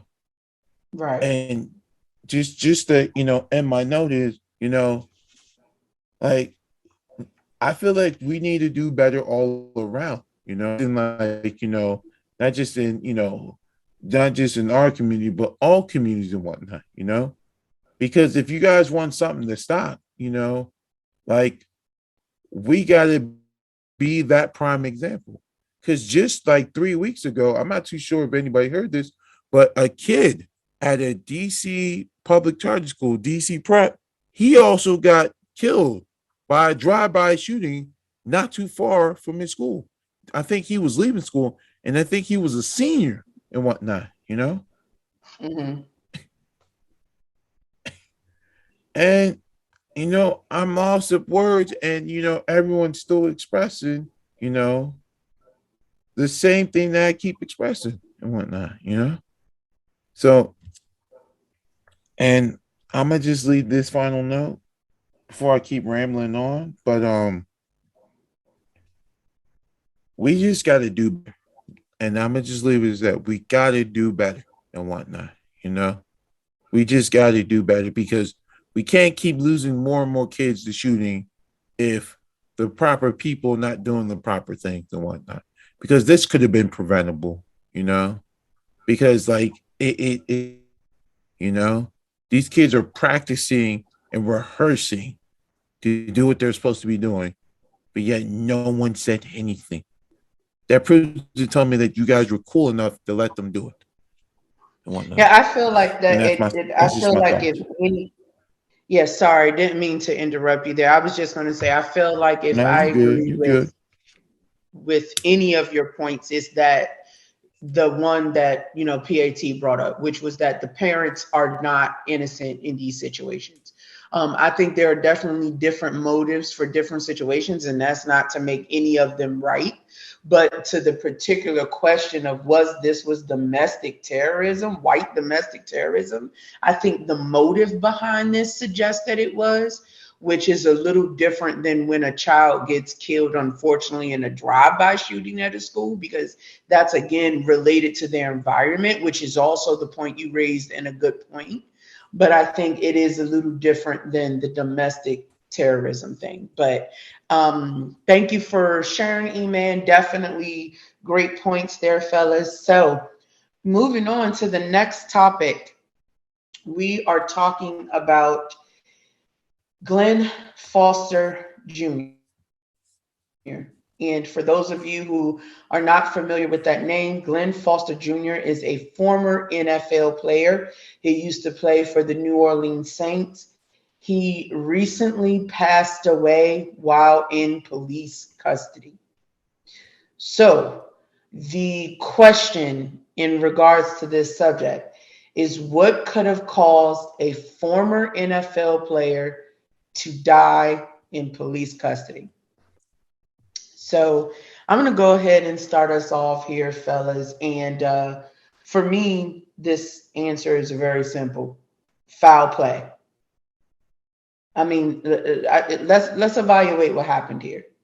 And normally I wouldn't just read directly from an article, but this has specific relevance. So the article I'm reading from, which of course we will always share the link for our listeners out there, is from MSN. And the article says, and it's an interview that was done with the father, Glenn Foster Sr. And it says, state authorities are investigating the death of the former New Orleans Saint player 2 days after he was taken into police custody. Glenn Foster Jr. played as a defensive lineman for the Saints in 2013 and for part of the 2014 season, according to NFL.com. Foster was arrested Saturday after officers spotted him driving up to 90 miles per hour in a 45 mile per hour zone. A high-speed chase between Foster and police ensued, with a spike strip used to slow down Foster's car before officers arrested him. Foster was headed to Atlanta for a business trip. That's what his father told the Washington Post. Jail records from Pickens County, and just so you all know, this all occurred in Alabama. Jail records from Pickens County shows that Foster was booked Saturday on 3 counts of reckless endangerment, resisting arrest, and attempt to elude. Foster's family was informed of his arrest Saturday, and they told the sheriff about his mental health struggles. So this is what the father, Foster Sr., is telling the Washington Post, who he did the interview with, that after his son was arrested and they were made aware of his arrest, they let the sheriffs in this Alabama county know that their son was having mental struggles. The police chief contacted Foster's family because of his concern about the former player's erratic behavior and arranged for them to bail him out of jail. And they said they sent him to a local hospital for evaluation. Well, Foster Sr., the father, said the family arrived at the jail Sunday to take their son with a police escort to Alabama Birmingham Medical Center to seek medical treatment. But when they arrived, they were told that Foster had been involved in an altercation with another inmate, and so he was placed under the jurisdiction of the sheriff's office. So let me just outline what's happening here. He's arrested Saturday. Family's contacted. Family says, we're going to come and get him on Sunday. Ride with you all because he's having mental breakdown. Ride with you all to take him to get evaluated at the hospital. They get there on Sunday. to do the ride to take him to the hospital, they're told, oh, he's no longer at the jail. He's been placed with the sheriff because he got into an altercation with another inmate. Okay. So he was released at 3:14 p.m. Sunday, rebooked 2 minutes later with the sheriff. Jail records show that, on 3 counts of simple assault and 1 count of third-degree robbery. Notice the charges changed there. The charges have changed. That's actually true. It did change. Yes, the charges changed, right? So that's an important notice. The first set of charges were reckless endangerment, resisting arrest, and attempt to elude. When he was let go and put into the sheriff's care, those charges changed to 3 counts of simple assault and 1 count of third-degree robbery. So, moving on to the next parts of the story. The family was told that they couldn't visit Foster due to COVID-19 restrictions. So keep in mind, they've arrived at the jail. They're thinking they're going to be able to visit and follow some officers who are going to take him to the hospital because they telling him he's having a manic episode. He's having a mental health breakdown. They tell them, oh, you can't see him. He's not available. The sheriffs took him because he got in an altercation. So they tell him they can't see him at the hospital because of COVID-19 restrictions. So the next thing the article says is the sheriff, after the altercation in the jail, said he's not going anywhere. That's what he said to the family, told CNN. The father said at that point, he thinks my son would be alive today if he had received the treatment he needed. The sheriff's office did not immediately respond to CNN's request for comment.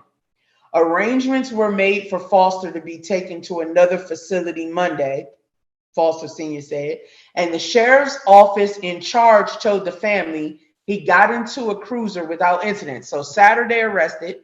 Sunday he was supposed to go to the hospital, never made it there. They said it was because he got into an incident with another inmate.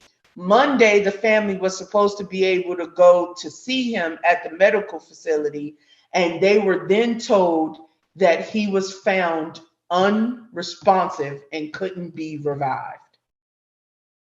Get the fuck out of here. Total foul play occurred that entire time he was in custody. I agree. It's that simple. This story doesn't even make sense. They can't even get their shit together. They booked him on totally different charges the second time they released him and arrested him 2 minutes later than what they originally booked him on. It would be different if they simply added charges to the original charges, but they didn't add charges. They completely changed the charges. Then the family never got to see him. That too, I agree. But sorry to cut you off, Night Angel. Mm-hmm. So they said the man was doing a 45 in a night. He did a 90 and a 45. He was doing 90 and a 45. So and a chase ensued. So they chased him. So if he went in a, he had to do that on local road because I don't know if many people, because I lived in Alabama for a year, but the highway is literally. The highway is literally 80 to 85 miles per hour. So if he was going 90 miles per hour on the highway, he's at the right speed and whatnot. So to go, So actually, I lived there for 5 years too. You are fairly accurate. The miles per hour on the highways are definitely higher than a lot of other places. It's similar to Texas where you'll see 70, 75, maybe even 80 in some areas. So that was actually a very fair observation that for him to be doing 90, it definitely was not on a highway. Yeah. Or shouldn't have been for them to consider it reckless endangerment because typically reckless endangerment is 20 miles per hour over the speed limit. Correct. So he wasn't going. So I didn't even clock him at 100. So that means if there was a 45, that means he was on local road doing 90. Right. I don't know how the hell anybody can do 90 on local road because for me, the highest I ever hit on a local road It's probably no more than 55, maybe 60 max and whatnot. I mean, I guess it depends on the stretch of road. You have to keep in mind that Alabama has a different. It's more rural, right? Even in the most common areas like Birmingham and etc. Because I lived actually within the district or the Birmingham County. We lived in an area called Inverness. And so even though the city of Birmingham looked a little more like a city, it actually very much reminds me of Baltimore. Downtown Birmingham, it looks very similar to Baltimore to me. But outside of downtown Birmingham, much of Birmingham is still very rural. So it's quite possible that he could have reached that high of speed without interacting with anyone else, thank the universe, because of the rural geography of Birmingham. That country road must have been long with no turns and whatnot. It must have. No, that's a good point. Don't get me wrong. Your point is definitely valid, right? If he were on a highway, it's more than likely that the reckless endangerment charge would not apply. Because like you said, they have high speed limits on those Alabama highways. You are absolutely right about that. But I was just noting that there are some areas of Birmingham that even though downtown Birmingham is a city, right, there are other areas within the county of Birmingham that appear to be very rural, right, or that have long roads where you can hit high speeds for a certain amount of distances without running into other pedestrians. I can think of some on 280 right off the top of my head. So I think it just really depends on where he was. But yes, you definitely raised a valid point that, it's the entire situation as far as his charges is very off-putting to me. The fact that they changed it again, it would be different if after the incident with the other inmate, charges were added to the original charges, right? Yes, that makes sense. He, got into a fight in jail or something. Now they're going to add assault or whatever to those original charges. But the fact that they changed from reckless endangerment and etc., which would have been appropriate if their argument was that he was doing 90 and 45 anyway. Yes, I definitely agree with you, E-Man. Something weird and wonky is going on here with the charges alone. The whole story stinks to high hell to me. It's just, there's no way that foul play didn't occur here some way, somehow. And I was actually going to note that in summation, as a former resident of the state of Alabama, I am more than comfortable with saying that there are still counties where there are large number of racist people residing. There was like this saying that you didn't go to certain areas at certain times of the day or etc. if you were Black in Alabama. There were certain areas that were still known for being racist towns. I 100% am not shocked that this happened in Alabama. And the whole story stinks to high hell to me. None of what the cops are saying happened and the way it happening is fluid, in my opinion. It doesn't make any sense. His family never got to see him. They never got to talk to him. So what happened to his ability to make a phone call? They never got to speak to him. Everyone has the opportunity to make at least one phone call when they're arrested. He never spoke to his family. They never spoke to him. They never saw him. All their communications came through the sheriff, through the jail. That is fucking shady. They must have killed him when they actually had him in custody. Foul play, in my opinion, there's no question foul play occurred here. None. So that's actually my summation. I would not trust a single thing that comes from the investigation, because the reality is Alabama still has some very racist folks running things there. As a former resident, I am not surprised by the shady feedback from the sheriff's office. And I would say comfortably that in my mind, no question, foul play occurred here. And that is how and what caused a former NFL player to die in police custody.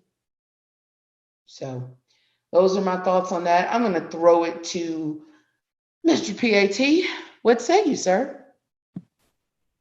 All right. So you pretty much touched on a lot of the things that I was gonna touch on, or I am gonna touch on. Let me clear on that. But I don't have a whole lot to say about this in particular. I think me and you are lockstep in everything on this one. I mean, there's nothing you said that I disagree with. So the question for this particular episode, that's a mystery question. Yeah. I will say we can all come to our own conclusions on what the cause of this man's death was. I don't know what exactly caused it, but one thing I will say is I think the reporting of why Glenn Foster was arrested is sketchy. Yeah. And yeah, and I say sketchy because it was reported that Glenn was resisting arrest and attempting to elude the police. Then later on, dude was in police custody and all of a sudden died. Right. He died, and apparently no one knows the cause of death. So until an official report comes out, I'm thinking there might have been some foul play at work. Just like you, I think the same thing. I think there is some foul play going on, or that went on. Excuse me. I'm not gonna say what I think the foul play is. I'm not gonna say it on here because this is out in the internet world, out there in the matrix. So I'm gonna keep my particular thoughts to myself on that end. But I think we're not getting the truth.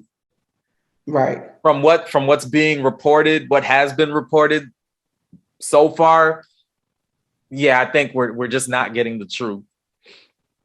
Now, to touch on Alabama, and this is another point that you touched on, Naya, is that it's a racist state. Alabama is known to be one of the most racist states in America. It is also one of the states with the most hate groups in it. Now, according to an article, which will be posted in the description, I'll make sure to post that in there. But according to an article titled States with the Most Hate Groups, some of the factors listed are: 1, the number of hate groups recorded in 2020. 2, who identifies as white. 3, the number of foreign-born people. 4, median household income. And the last one, the largest hate group headquartered in the state. And that hate group is listed as League of the South. That's what the hate group is called. So somebody can ask me, so why is all of this important?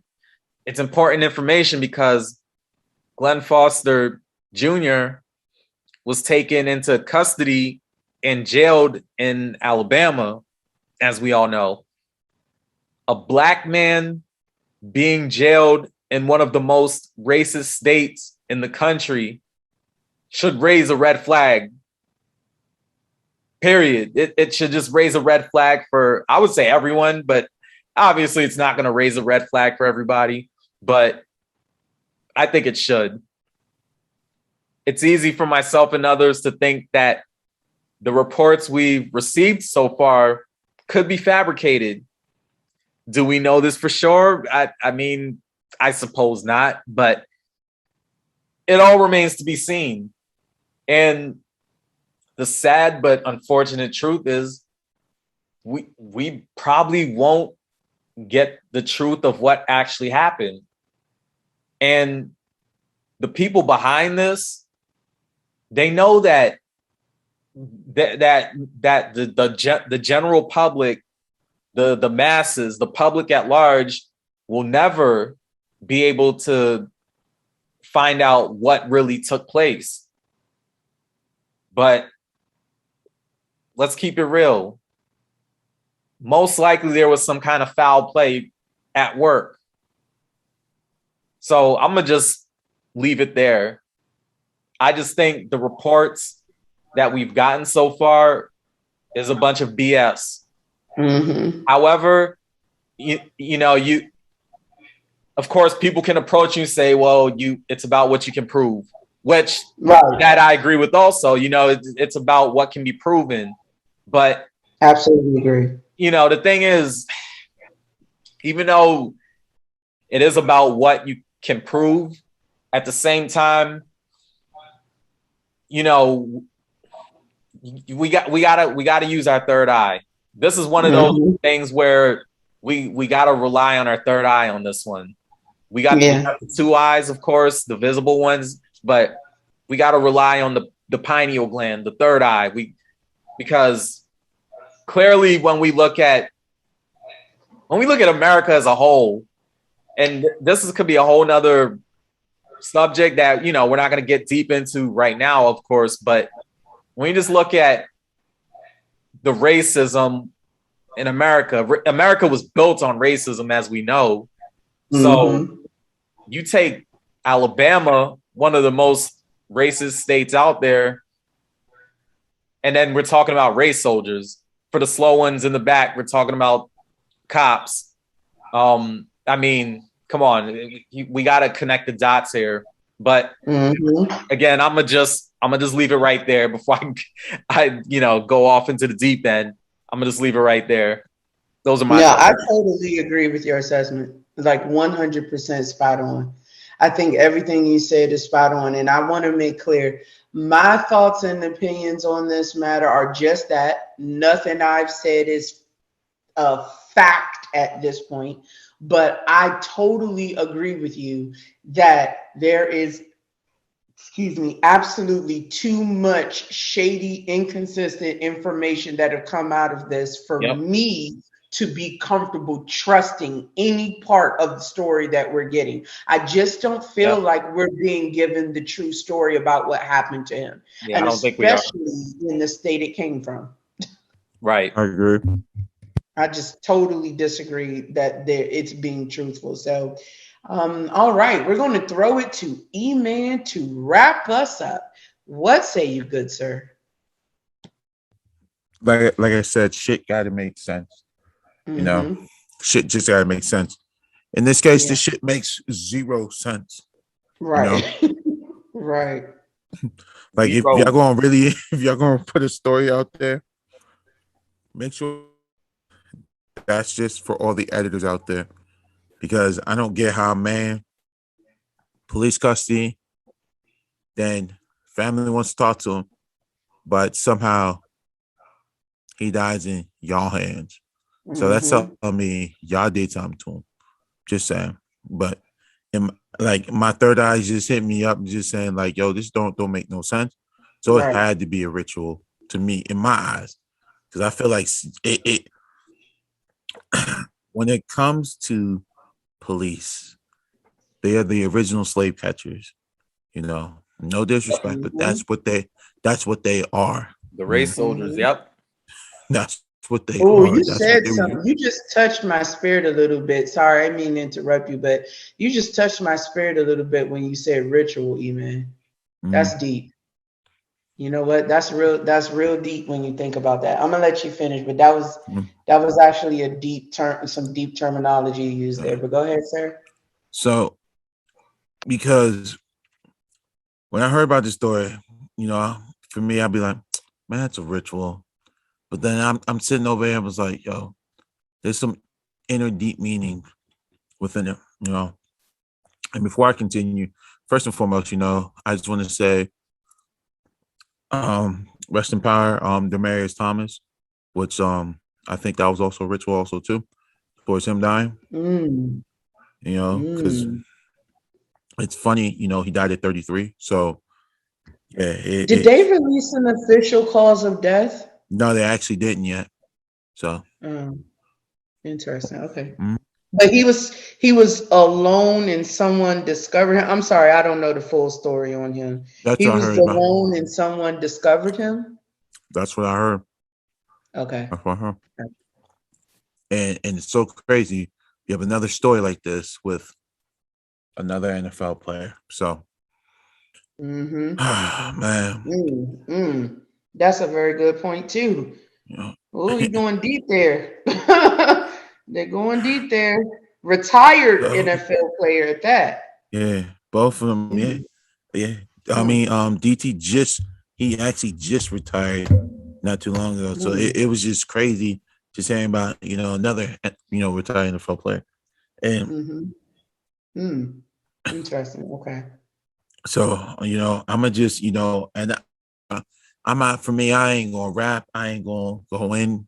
So I feel like I said what I needed to say.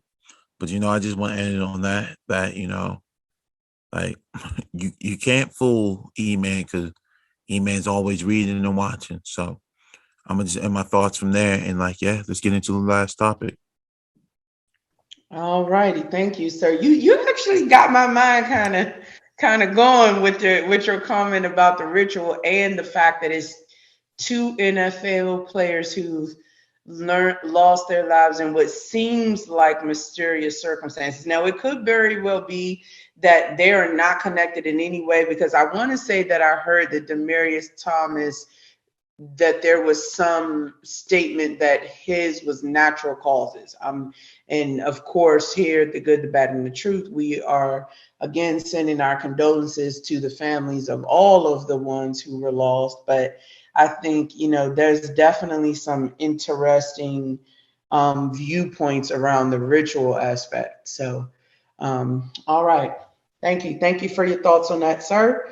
So to wrap us up for this week's session, we are going to go into the very hot topic of Mr. Jussie Smollett.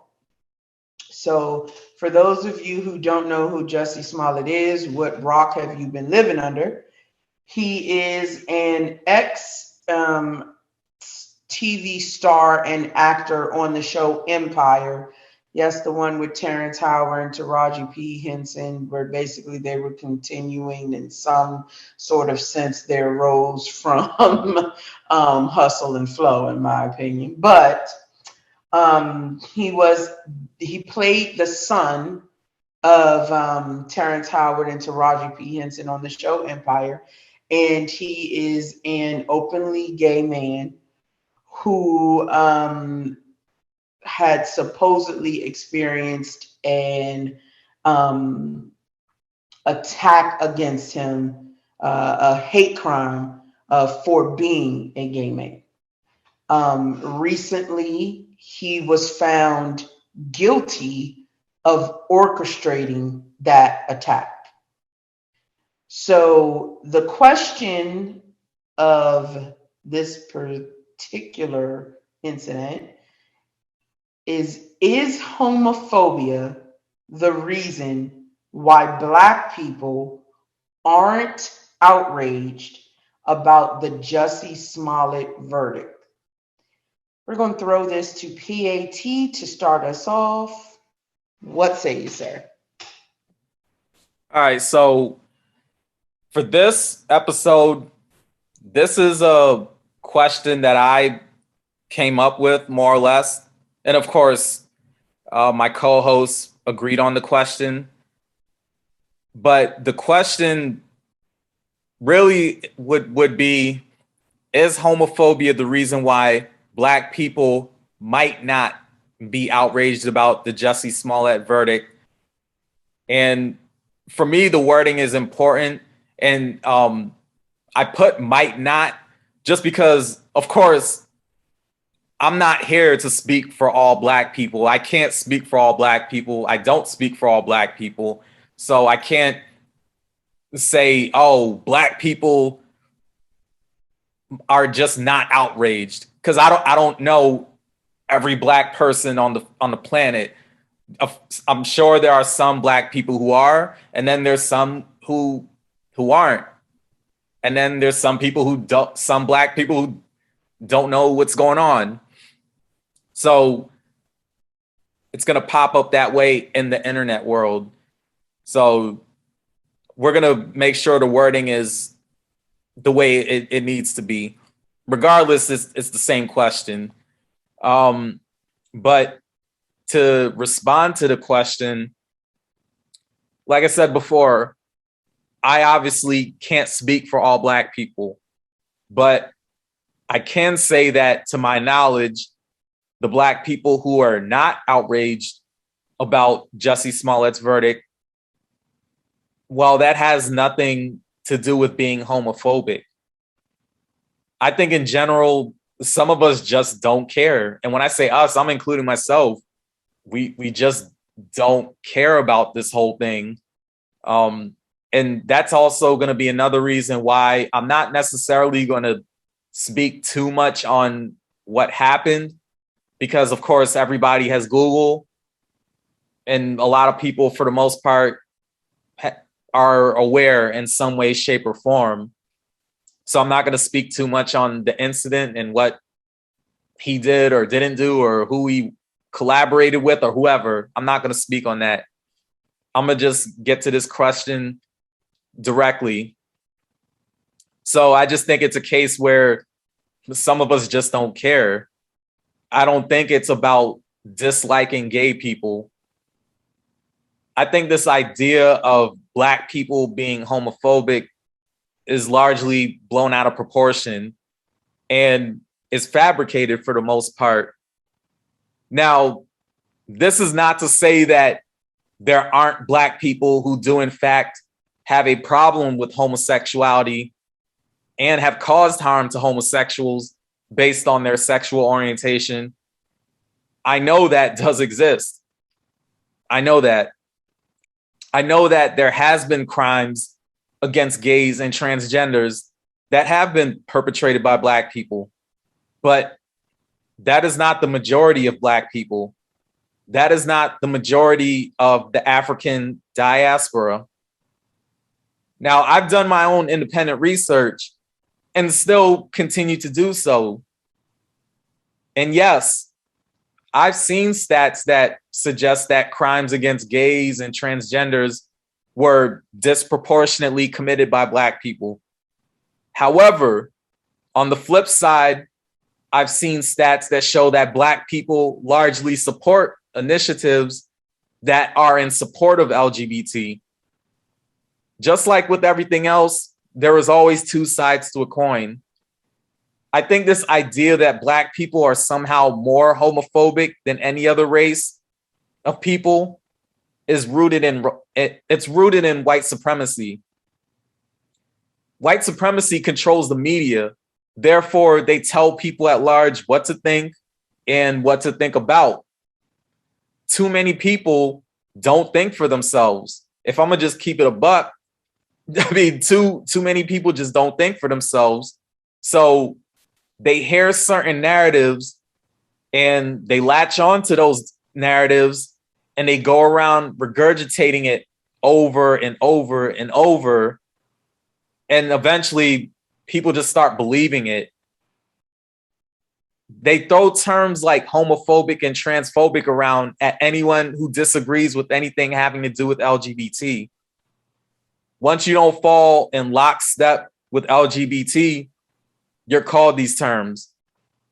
In regards to the white supremacist media and the followers of said media, I think it's about highlighting bigotry in Black people that could be comparable to white racism.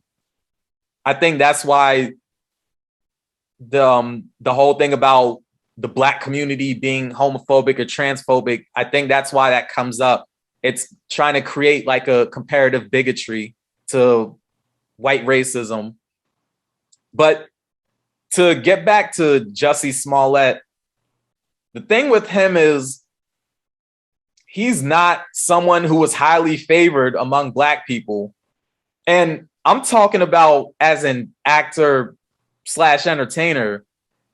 I've never seen anyone, black, white, or otherwise, go to watch a TV show or a movie or anything of that nature because Jussie Smollett was in it. And this is no disrespect to Jussie Smollett. I'm just being real. I'm saying all of this to say that before the verdict came out and we heard about what happened to him basically being a hoax, I don't recall anyone in the black community really giving much of a damn. If he in fact did fabricate that whole incident, it really just makes one ask, what the fuck? Like basically, like, the fuck is wrong with you? You know, like that's really what comes to mind, I think. And I think we need to touch on James Baldwin, may he rest in peace, because he was a black homosexual. And to my knowledge, he was highly respected amongst black people back in his time and even still to this day. Jussie Smollett, to my knowledge, isn't an activist. And I don't know, maybe he is, maybe he isn't, because, you know, some of these celebrities do dibble and dabble and they do some activism here and there. So maybe he might be, and I just don't know. But I haven't heard about him being an activist, at least not to the degree of how James Baldwin was. So just to address that point, you know, he wasn't seen in that high regard as somebody like a James Baldwin. That's what I'm getting at. But to wrap up my part, I would say that while we, and when I say we, I'm talking about we as in black people, can speak about being more tolerant of people who engage in different lifestyles, we also don't need to push false narratives. I'm talking about false narratives that just add to the many negative stereotypes about black people. So those are my thoughts on this whole thing. And I guess my answer to the question. We could go to the next person. All right. Thanks for sharing. So, yep. I'm going to go ahead and put my thoughts in here. So, and to clarify, we definitely are going to address the question in the manner in which you posed it, which is homophobia the reason why black people might not be outraged about the Jussie Smollett verdict? I definitely understand and respect where you were coming from, where you said you can't speak for all black people, which is why you use the words might not. I use the word aren't because it typically, for me, I never assume anything is representative of any whole group. There's no way for that to happen, in my opinion.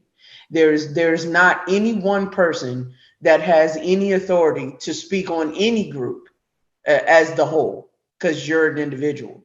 You can't absolutely. And real quick, I didn't have an issue with how you said it or how you worded it. I just wanted to clarify because it's significant to your point. Yeah. And then the thing is too, of course there's the people out there who they nitpick and they, you're like, oh, how you what you think you speak for all black people? Like it's like, I was just like, nah, let me make sure it's worded a certain way. That way, nobody could come at it like that, even though some people still might. Understand. Yeah. No, I definitely understand that. That makes perfect sense. So for me to answer the question, is homophobia the reason why black people might not be outraged about the Jussie Smollett verdict? My answer is no, it is not. I agree with Pat in that I do not believe that the reason that people are not outraged by the verdict is because of homophobia. I believe that people are not outraged by the verdict because he's fucking guilty. I think that the jury got this one right. I mean, all the evidence that was presented in this case it would be highly unlikely, in my opinion, for any of this to be reversed. There is overwhelming amounts of evidence against him in this regard. He knew the perpetrators. So even if you claim, okay, people know the perpetrators all the time when they are victims, they are fucking black. Right. So two black guys that he knew, that he was actually friends with, decided to randomly commit a hate crime against him. So the whole time they were friends with him, they were secretly hating the fact that he was gay, and decided to randomly commit a hate crime against him at a place that all of them had visited before the incident occurred. Yes, look up the story, folks. They cased the location before the incident. Now, Jussie claims that they were just driving around smoking weed from stress, but they drove around the same set of steps multiple times where the incident occurred. That's casing the fucking scene of the thing. The reality of it is, the motive that the prosecutors presented was that Jussie was upset that the producers of the Empire, the show The Empire, weren't taking serious actual threats that he received. So his solution was to stage this hate crime. And that's fucking ridiculous. So I think the Black community did not feel outrage against the verdict, not because of homophobia, but because it was the right verdict. He's guilty. I don't see any evidence that suggests he isn't. At least when I say he's guilty, he was found guilty by the jury. It's my understanding there were Black people in the jury. And the evidence that has been presented to me seemed resoundingly clear that he was a part of this in some way, somehow, which means it wasn't a random hate crime. However, I will say this.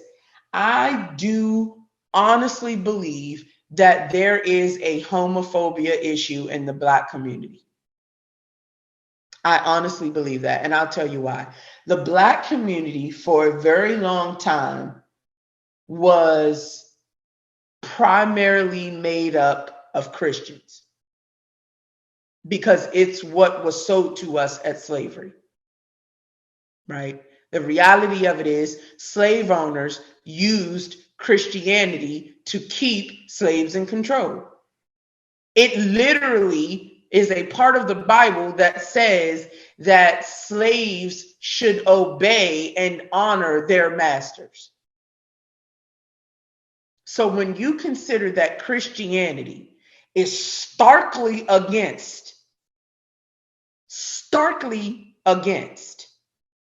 the gay community, they have gone out of their way to make it known that people who are gay are sinning and they're going to hell per their beliefs, and they have all of these reversion camps and etc. When you consider that just recently, in my opinion, the Black community started waking up and deciding to look outside of Christianity, why wouldn't there have been some residual feelings towards the gay community left over from Christianity, when there are still some residual feelings from other areas of Christianity, even though Black people are waking up?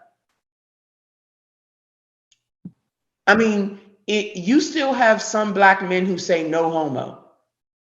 Sir, if you need to say no homo just because you made a comment when you are clearly not a homosexual, you have something you need to look in yourself and evaluate.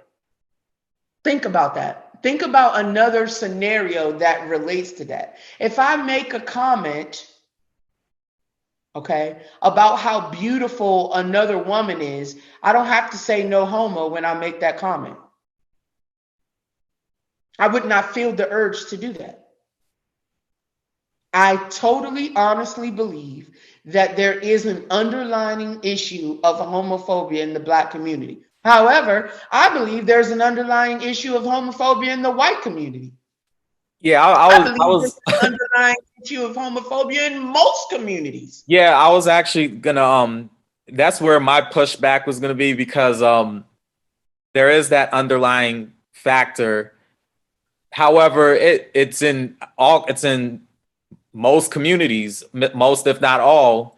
Most, but I think what happens is the black people, as as a whole, or black people as a race, let me say it like that.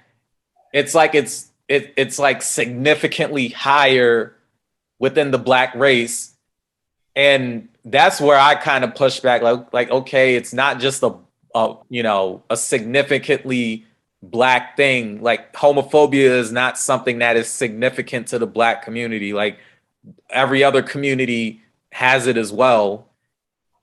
You see what I'm saying? I think it's more vocalized in the black community because of our roots in Christianity.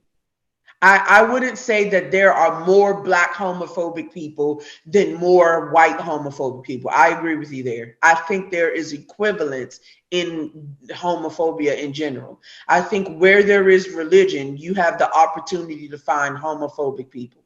Totally, it doesn't matter what the race is. Where there is religion, you have the opportunity to find homophobic people. I think it is definitely a very significant issue from a vocalization standpoint in the black community, because I've seen it. And I'm not saying I've seen every situation. Again, I never speak in totality because I am not representative of the entire black community. But my personal experience, especially among black men, and this is an area where I would also call out black women if they were guilty, or Spanish women, or etc., is that there is a general sense of a threat to manhood if certain things are not said. The example I gave, if you say, and not you particularly, but I've literally seen with my two eyes, a black man say to another black man, "Dang, though, you look sharp today, no homo." So he felt the necessity to say no homo just because he gave his friend a compliment. I cannot say that I've seen that in every other race. I'm not saying I've been around every other race, but I'm saying I've commonly seen it in the black community. And I do think I really hate that phrase. That. I really do hate that phrase, that no homo stuff. It's so ridiculous. It's As if your manhood is somehow going to be changed if there is a perception that you were giving someone a gay comment.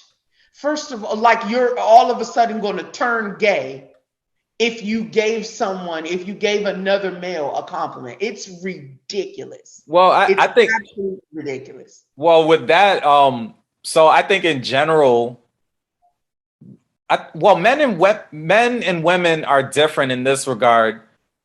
For example, women can compliment one another, and that's not, nobody sees that as a big issue. Like a woman can look at a woman and compliment her, and nobody sees that as a big thing, really, because that's just what women do. A woman can look at another woman and talk about how nice her breasts are, or she has a nice shape or whatever, and it's like it's nothing. It's normal.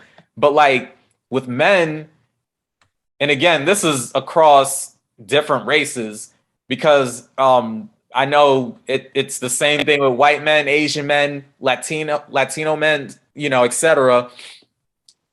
Just a man, just like, you can't approach a man and be like, hey dog, you look good. Like it's like you just can't. Like it just comes off a certain way.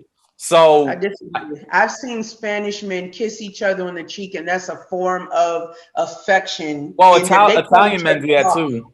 Italian men, yeah. They call each other pa. In New York is a big thing for Spanish men to address each other call each other Poppy, give each other a kiss on the cheek, and it's a sign of affection. That actually, it happens a lot in Puerto Rico and Dominican Republic as well, which a large population of them live in New York, but their children have also been Americanized. I've also seen white men compliment other white men without feeling the need to say no homo. Right, I feel like it's time for the Black community to own this behavior. Black men have a homophobic problem.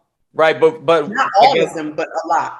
But so basically, how are they complimenting? Because the thing is, men can compliment men. I think it all boils down to how you compliment that man. I think that's where true. There's a disconnect, because if I see one of my homies wearing a nice sharp suit, I'm gonna let him know, like, yo, that's a sharp suit right there. I don't have to say no homo.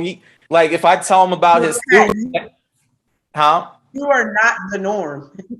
But I think where you fail to realize in this situation is you and Eman are particularly more elevated. I'm not attempting to disprove your point or offend the Black male community. That is not my attempt. But you are definitely at a different level of elevation when it comes to your forward thought than most, or I'm not going to say most, but I would say a fair number of our community. I mean, honestly, let's be 100 here. Let's say a Black man and a Spanish man go to greet two of their friends, and the Spanish man kisses his Spanish homie on the cheek. Do you think it is highly likely or less likely that one of those Black men will make a comment about that kiss on that cheek? Let's just keep it a buck. Well, yeah, I mean, yes, of course. Yeah, they might, they might make a comment because it's something they're not used to. That could be it. Exactly. And that's what I'm saying. You're 100% correct. And the reason we're not used to it is because of the remaining, I'm going to say, pollution to a certain extent of some of the ideals in Christianity. It's just the facts, in my opinion. It's just the simple facts. It's not to say that Black men don't have the ability to evolve or they're refusing to. I know plenty who have. But at the same token, I happen to honestly believe that it is a common behavior in the Black community, not just in Black men, don't get me wrong. It is a common behavior in the Black community to speak on it. Because let me be clear, I do believe that other communities are also saturated with high levels of homophobia. No one's going to convince me that all those gun-toting NRA freaks are not homophobic. Of course they are. And so are the skinheads. Yeah, they're big in Christianity too. They are. Right. Of course they are. It's just that it's funny you say that vocalization is through propaganda. Whereas Black people are not going to propagandize it. They're just going to speak it in their day-to-day. Well, Christianity is actually homophobic. Well, it's actually homo, by the way, but that's a whole long another story, though. Yeah, I mean, and listen, you're absolutely right, man. Again, I think it's everywhere. That's not my point. Is not that homophobic. I mean, I'm talking about like homosexuality. Yeah, no, I know. I think that there has been recorded acts of homosexuality dating back to the Greeks and even Aristotle and Leonardo and etc. in Italy. That's where it started from. Right. Yeah. Officially, Italy had no gay men up until like the 19th century or some shit like that. For the longest time, they would not even consider that any of them be gay, even though we know that there was evidence that suggested that Leonardo da Vinci lived with a man. I mean, but still, definitely agree with you there. I'm just saying that, I'm just saying that I think that there is definitely some validity to there being a homophobia vocalization issue in the Black community. I think it's a stigma that went along with it. I think the example of no homo is a perfect example of that. I cannot say I've ever heard a white man say, and I'm not saying it didn't, please don't get me wrong. I am not saying a white man has never said no homo. That would be ridiculous to say. I could say with full confidence, I'm comfortable with saying it is more so said in the Black community than many others. I'm comfortable with saying that, which means that it's time for us to open up and talk about it. Obviously, someone's masculinity is not in question if they give someone a compliment. So there's no necessity to the term no homo. None. Because it's not your sexuality is not going to change because you complimented someone. Right. And I do agree with that point. But going back to what I said earlier, I just think it's all in how the compliment is being given, I guess, because I mean, Black men compliment, each other a lot. I've seen it, I've done it. I've seen it, so I know that we do it. I think it's just in the way we do it. I think that's where I guess there's a disconnect in that regard, because we can't compliment, or we just don't compliment each other in the way that a woman, women can compliment one another. Like we can't. But outside of women, though, so you both honestly believe that white men use no homo as commonly as Black men do? No. I don't even think they say it like that, to be honest. They might not say that in particular, because that's slang. And of course that came out of the Black community, that particular slang, that terminology. But even the gesture itself, you think white men are more inclined to make clear to another man that they're not gay just because they gave them a compliment? Depending on how that compliment is put out there, I think so, because I've heard white men say, "Oh, you're breaking some man laws." They just say it differently. They say shit, but they say it differently because. But you think they say that as often as Black men say no homo? I can't say if they say it often or not, because I'm not in that community, so I can't say for sure. But so they'll check you on it. And they'll check. They say they will check you, but they just go about it differently. Yeah, but I'm talking about the frequency. I'm not in denial that it is, because my point has been that they'll check you on it. Homophobia is across the races, right? I believe homophobia occurs in every race, especially any with a religious background. Right. But you all actually think the frequency is equivalent? Somewhat. I think it can be, because we also have to remember, when it comes to our cultures, Black people we talk slang. I think we talk slang more, or it seems like we talk slang more. So something like no homo just seems to come out a bit more because we speak with more slang and terms like that.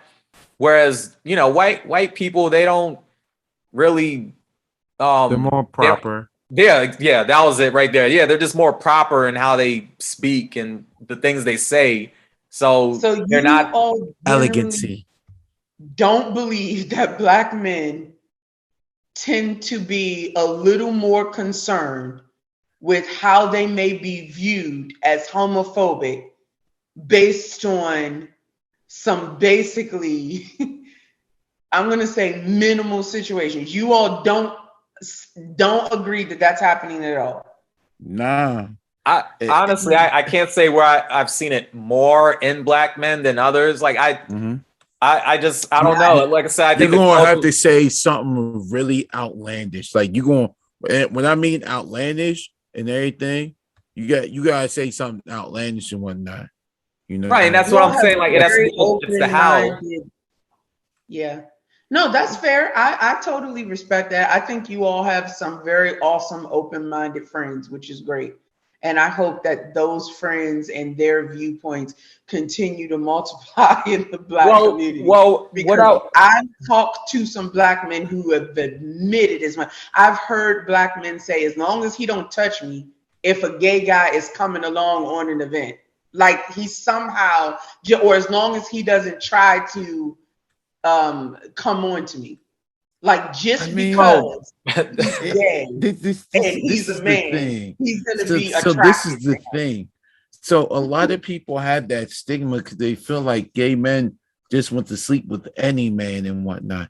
That's not actually true. That's not true, but I mean, yeah, it's not even true. To really be honest, these niggas are more picky than women and whatnot. Extremely picky and whatnot. You know? Because like at first they got heard just as many white men vocalize that sentiment, or any other race vocalize that sentiment, that like if a gay man comes along on the trip that he's going to try to holler, or they even say something along the lines of, as long as he don't try to holler at me. You feel like that is probably an equal sentiment among men of other races? I mean, it's equal both ways and whatnot. I mean, the way I was just gonna say the way I would respond to that is I can't really say for sure because I don't hang out with white men or Latinos. Like I don't want to say hang out because I don't want to say hang out because that's the wrong word to use, because I do have friends of different races. I do have, you know, white friends, Latino friends, Asian friends. So what I guess the best thing for me to say is I'm not in their community. I'm not in the white community. I'm not in the Latino community. I'm not in the Asian community. I'm not in those different communities to know enough to say they're, you know, whether they're doing it equally, you know, as Black men or not. But I know I've heard it amongst them, and I know it's there. But I can't speak on I guess the equalness or lack thereof. I can't really say because it's hard to judge on that when you're not in those communities. So no, that's a fair point. I have friends and family, actually. I have German cousins and etc.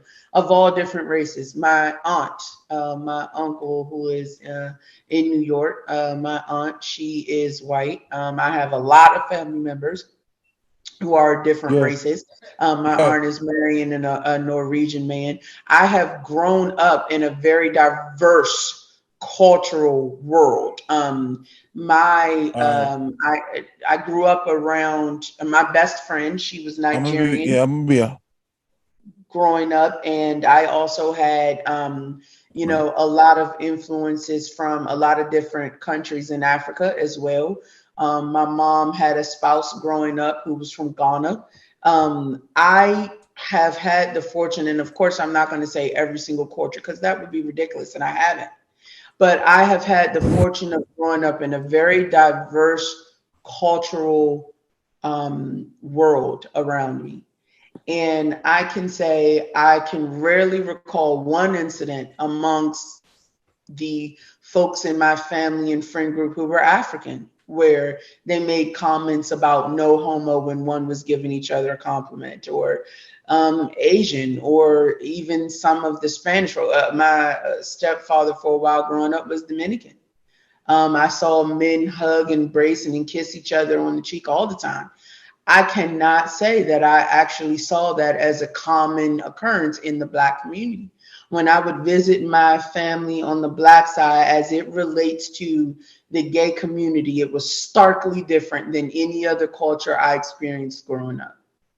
And I love the Black community, obviously. I'm a proud Black woman. I'm very proud of Black men and everything that we have overcome in this country, because we have fought tooth and nail for, as I was saying, equality that we still haven't reached yet.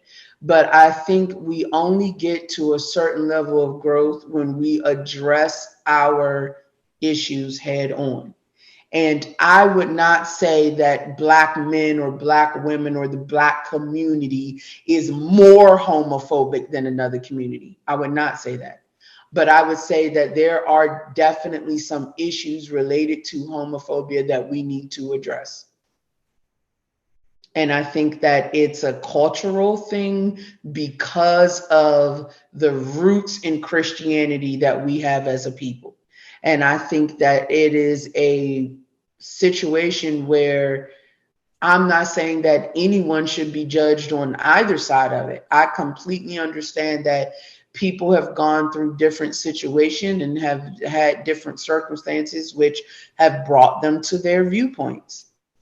But I do believe that there is something to be said about how often I have personally witnessed it in the Black community versus the other communities that I can honestly say I have equally shared time in. And so perhaps my individual experience is unique, but I've had this very difficult conversation with Black men who have admitted as much. And so just from what I've seen, and again, this is not to in any way devalue you all's points. I think you made great ones. You're absolutely right. There's 100% a double standard in comparison between the way women can address and discuss certain things with each other than men can. Absolutely. And I absolutely 100% agree that there is just as much homophobia occurring in other races. But I do totally believe that we are more comfortable vocalizing it for whatever reason. That's just my belief. For whatever reason, we are more comfortable vocalizing it than other cultures. And it's one thing for it to exist and be held in. That's bad. That's horrible. But when you're comfortable in a certain behavior, that's also not a good thing. It's not a good thing for growth, and it's not a good thing for moving forward, in my opinion.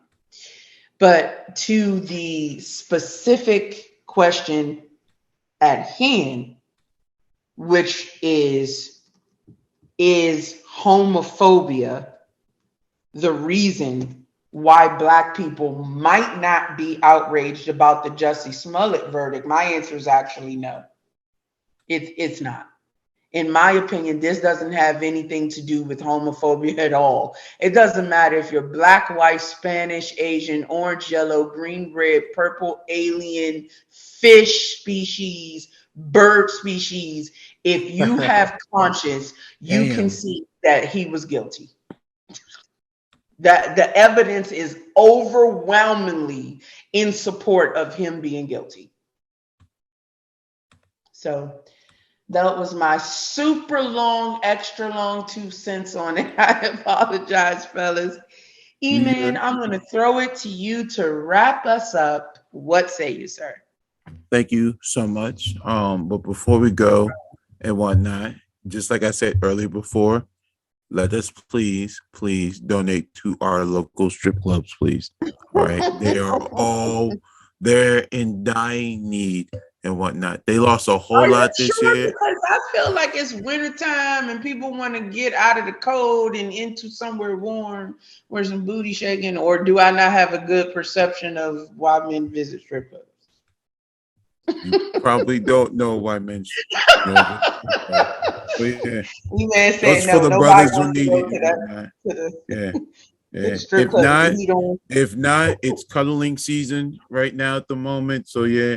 Season. Yeah, exactly. It's cuffing season like a motherfucker. It's holiday time. Nobody wants to be homeless. It's cuffing season. Yeah. Just make sure put your applications in early, not too late. That's all I'm saying. Lord have mercy. So now I'm gonna end this. So first things first, who stages their own hate crime and whatnot? Like for real, man. Like you an actor, but then you acted like you staged your own hate crime. And that's what you did. Hold on, that's actually kind of funny when you put it that way. You know what I'm saying? Right. You're an actor, but you set up his own movie. I feel like you made your own movie, and then you were like, "All right, cool," and then like, "Yay!" You know, right. Gave himself the lead part and everything. Everything, you know. Got caught. It got caught. Right. Damn. I'm bro. like, yo, what is up with the Wow. dry snitching? But man, I know. I don't know, man. So Jussie, I'm just letting you know you're not that great of an actor. If you got caught acting your own hate crime, like Now, can I ask y'all a question? Did either one of y'all watch Empire? Because I never watched it. I think I watched actually, like one I episode. watched it briefly in that first season, like I would say 2 episodes, and I then would I was say like, that- I'm done. I watched okay. Empire. Mhm. I've watched majority of seasons. I'm on the Mhm. last season that I need to watch, but I haven't Okay. watched it because Cobra Kai has been 10 times better. So, Yeah, I totally agree. But was it like interesting? Because I want to say like PAT. I watched like 2 episodes of like the first season and I couldn't get into it, so I stopped watching. But I heard that he was like he could sing or something like that. that nigga Oh yeah, can sing. that's true. That He, nigga can sing. yeah, I'm he not can even sing. gonna I lie. actually That forgot about nigga- that. That nigga can sing. Okay. I ain't So gonna he front. is talented. He just never has done anything outside of Empire. Yeah, he I really mean, has. he's done some stuff, but So yeah. he actually okay. has, but many people don't know. But you Mhm. know the little girl who played Yeah, his in sister. Full House. Journey That's his- Smollett. Yeah, that's his Eve's sister. Bayou. She started Eve's Bayou too. Yeah. Yeah. Yeah, that movie. So that's her Yeah, she's very brother talented. and whatnot. She was in that one And joint, she- Lovecraft Country, which Yeah. was a good show. That was a good one. I didn't watch that show. I need to get into that show. Yeah, that she was was also in that movie with the DC movie, Pat. Birds of Prey. Birds of Prey, right? Yeah. She was Yeah. Black Canary. Yeah, she did a good job in Oh that. shit, man! Yeah. You haven't seen that movie, E-Man? The Birds of Prey, I've only Joan. seen it once. Yeah, the I mean, one with Harley it's Quinn. alright. Is that the one with this one's black? Is that the one with that chick who plays Harley Quinn? Harley Quinn? Yeah. Yeah, it's Harley Quinn. It's like hold on, I'm gonna look it up. I The think I've seen that joint. Emancipation of Harley Quinn, Birds of Prey, and the Emancipation of Harley Quinn. And Yeah, so I it's think like it's- Harley Quinn and Black Canary and Some little Asian Other- girl, right?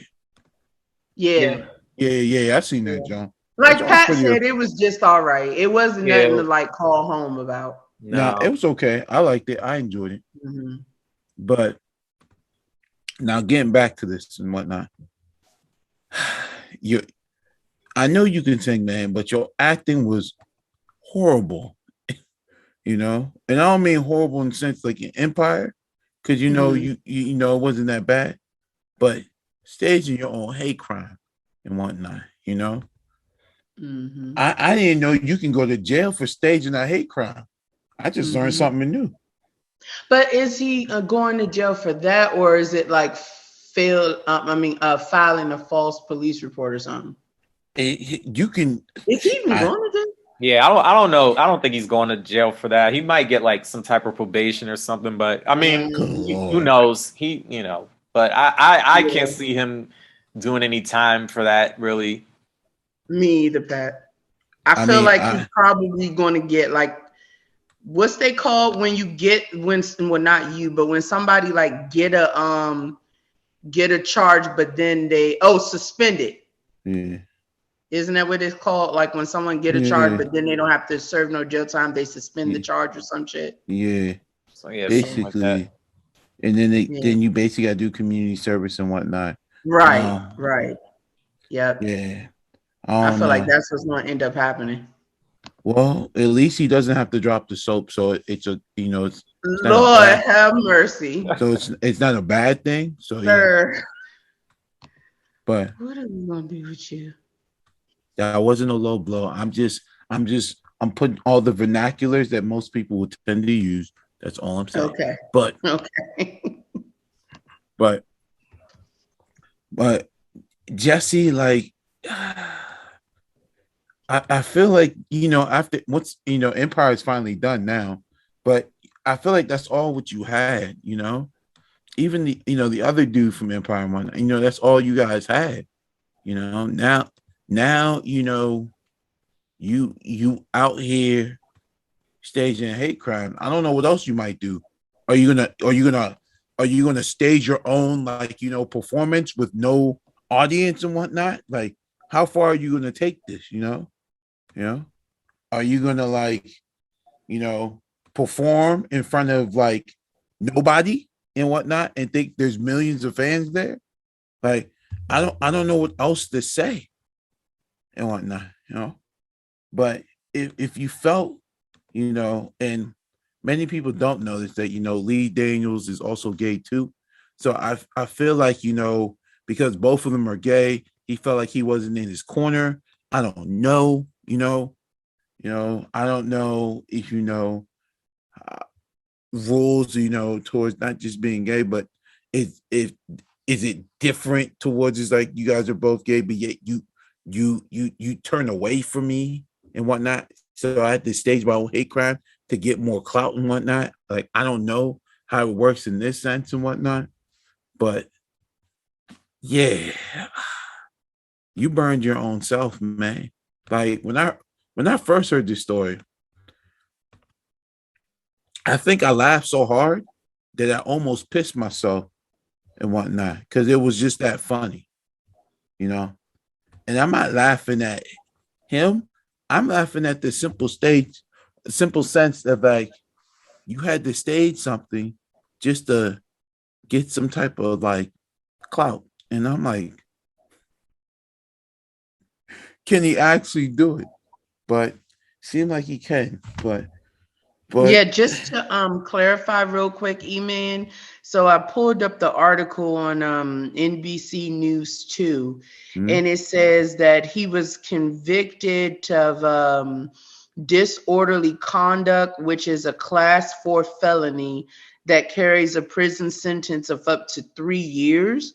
But experts have said if convicted, Smallett would likely be placed on probation in order to perform community service. Yeah, that's what I thought. Yeah. Yeah, so it feels like most of the damage is to, his career, his livelihood, because he was fired from Empire, right?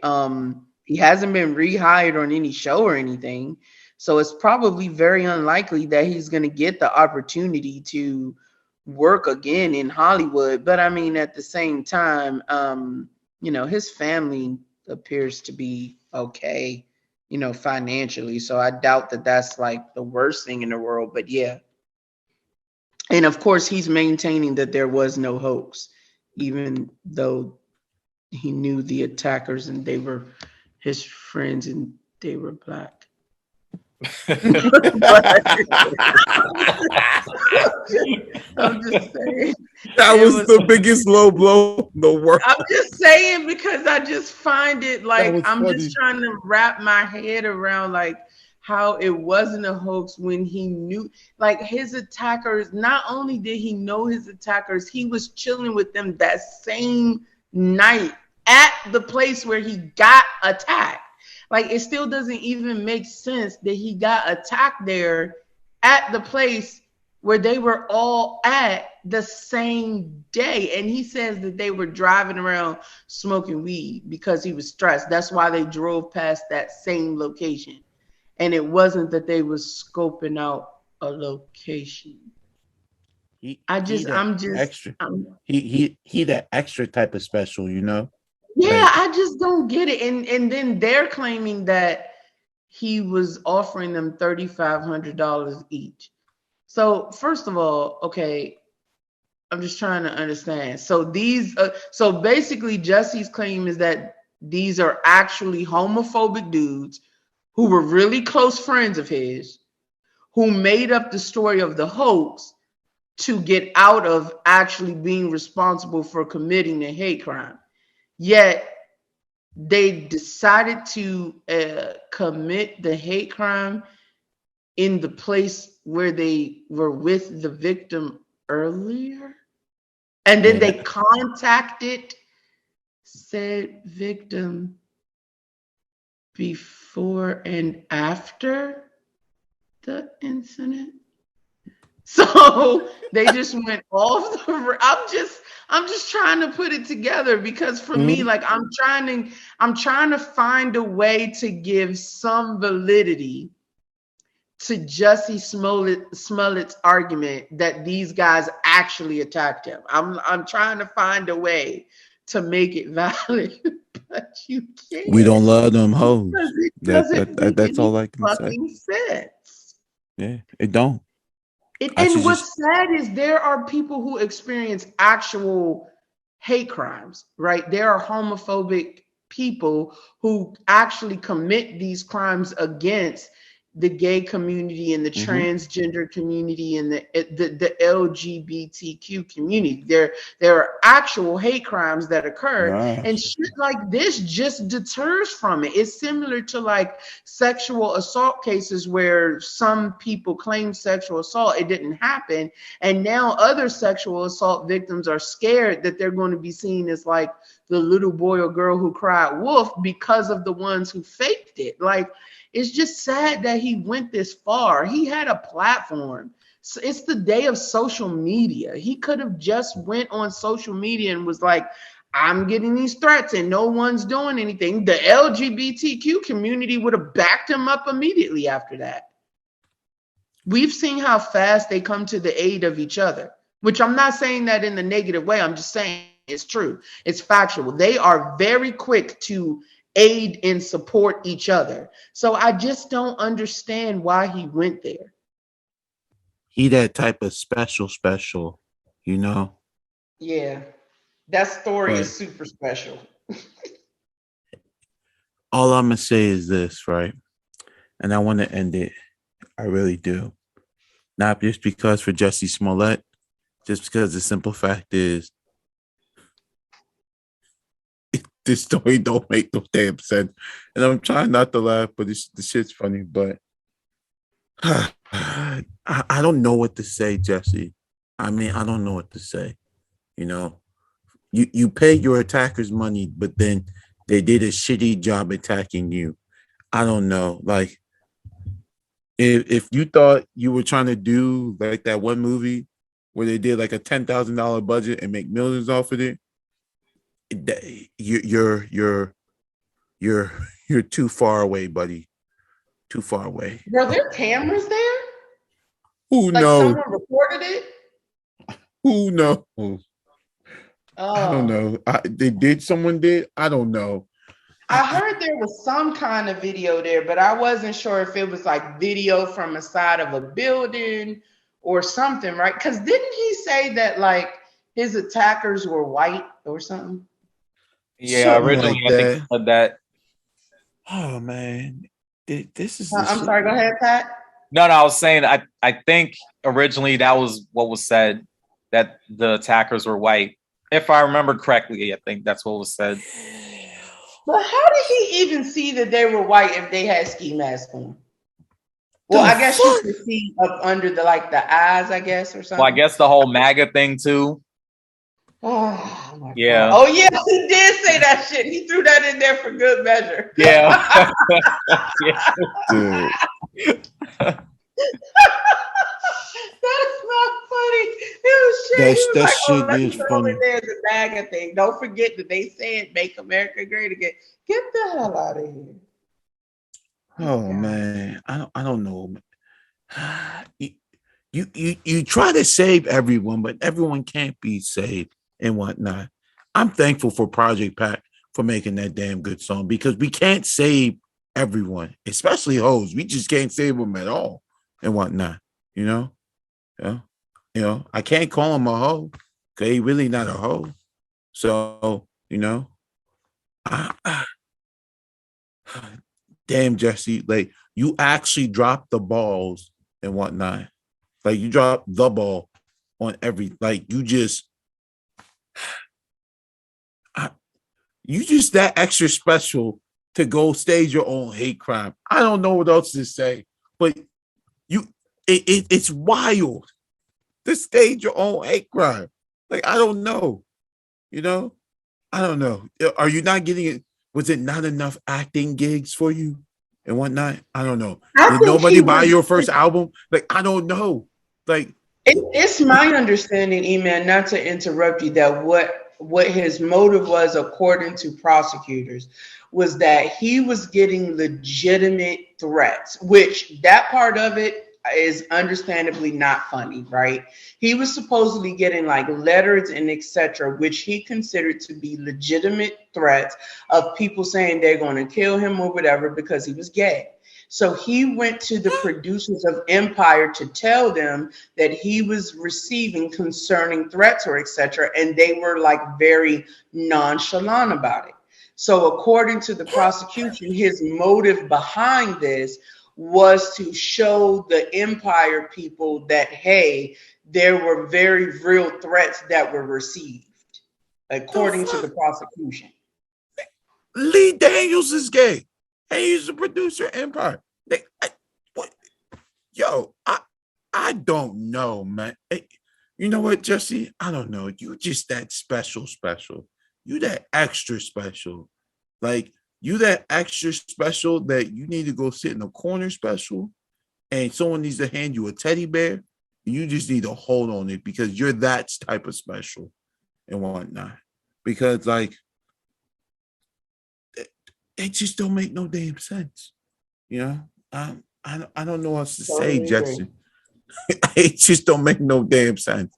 You know, yeah, I would love like to call it out page on this one. I don't know, man. Like, you know,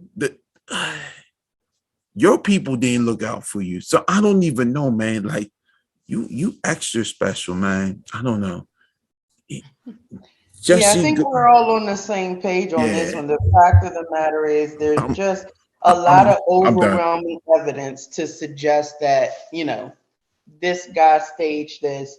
And that is why I believe ultimately the Black community is not, you know, outraged by the verdict, because it was the right verdict, right? I don't even care about it has anything to do with homophobia. I think we all agree on never that. did. It never did. I don't think so. Yeah. It never did. Yeah. It was just I don't think. Go ahead. It was just simple fact that an idiot staged his own hate crime to get clout. Yeah, totally agree there. All right. Well, thank you for sharing, E-Man. To our listeners out there, before we wrap up, we want to take the time again to thank you for all your support, your feedback, your love. Please go ahead and log on to YouTube, subscribe, like, share the content. We're definitely going to keep the fresh content coming for you. And of course, we want to throw out there our different points of contact. And as you all know, we're all entrepreneurs here on The Good, the Bad, and the Truth. So I'm going to throw it to PAT to share that contact information if you want to be up on some of the latest, hottest hip hop out in the game. Give them that info, Mr. PAT. Yeah. thepatchannel.com. That's right. thepatchannel.com. Go there. You follow me on social media, Facebook, Instagram, Twitter, YouTube. Like, subscribe, follow, share, do all that. And also, before we get to my man E-Man, Third World, that's my group right there. Me, yes, Mike Ruckus, E Breeze. Shout out to the homies right there. We got a mixtape coming out called Linguistic Dialects. That will be out soon, very soon. We're almost done. A couple more tracks and it's wrapped. It's wrapped up. That's it. Name. Mike Ruckus. Yeah. That's the homeboy right there. That's my homie. But so we got that coming out soon. And we're working on an album also. But first the mixtape, then the album. So y'all be on the lookout for that. Yes, sir. Yes, sir. E-Man, go ahead and throw that contact info out, sir. So yeah, you can check my IG. It is Woo Athletics, WOO Athletics with an S 56 and whatnot, all together. No underscore, no space. All right. I would call myself basically a huge sports guru, personal trainer, and also an inventor of my own alkaline smoke herbs, whatnot. You can check that all out on Moo Athletics 56 and check out, which is my IG.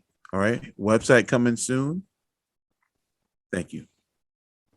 Yes, sir. Yes, sir. And to all of our listeners, supporters, friends, family out there, I am happy to announce, and it is with great pleasure, that we have successfully launched our 100% organic bath and beauty products line called Vibes Organics. We have 100%, yay. Yeah. We have 100% organic shea butters, lip scrubs, and bath salts.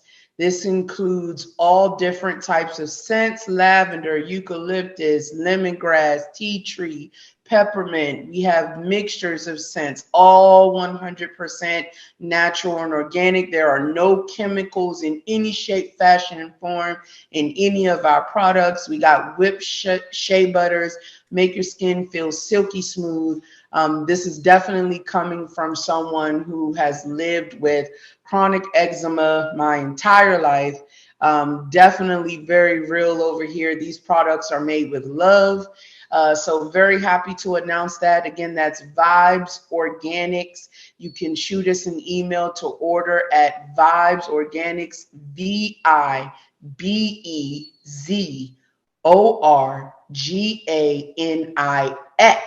X is in X-ray at gmail.com. We'll be happy to get that order out to you. We got Christmas specials going on right now. $5 off, free gift packaging. It's the whole 9 yards. Go out and check it out. And from everyone here at The Good and Bad and the Truth, we want to wish you all the best and happiest of holidays. We thank you for your support. And until next time, peace. Peace. Peace.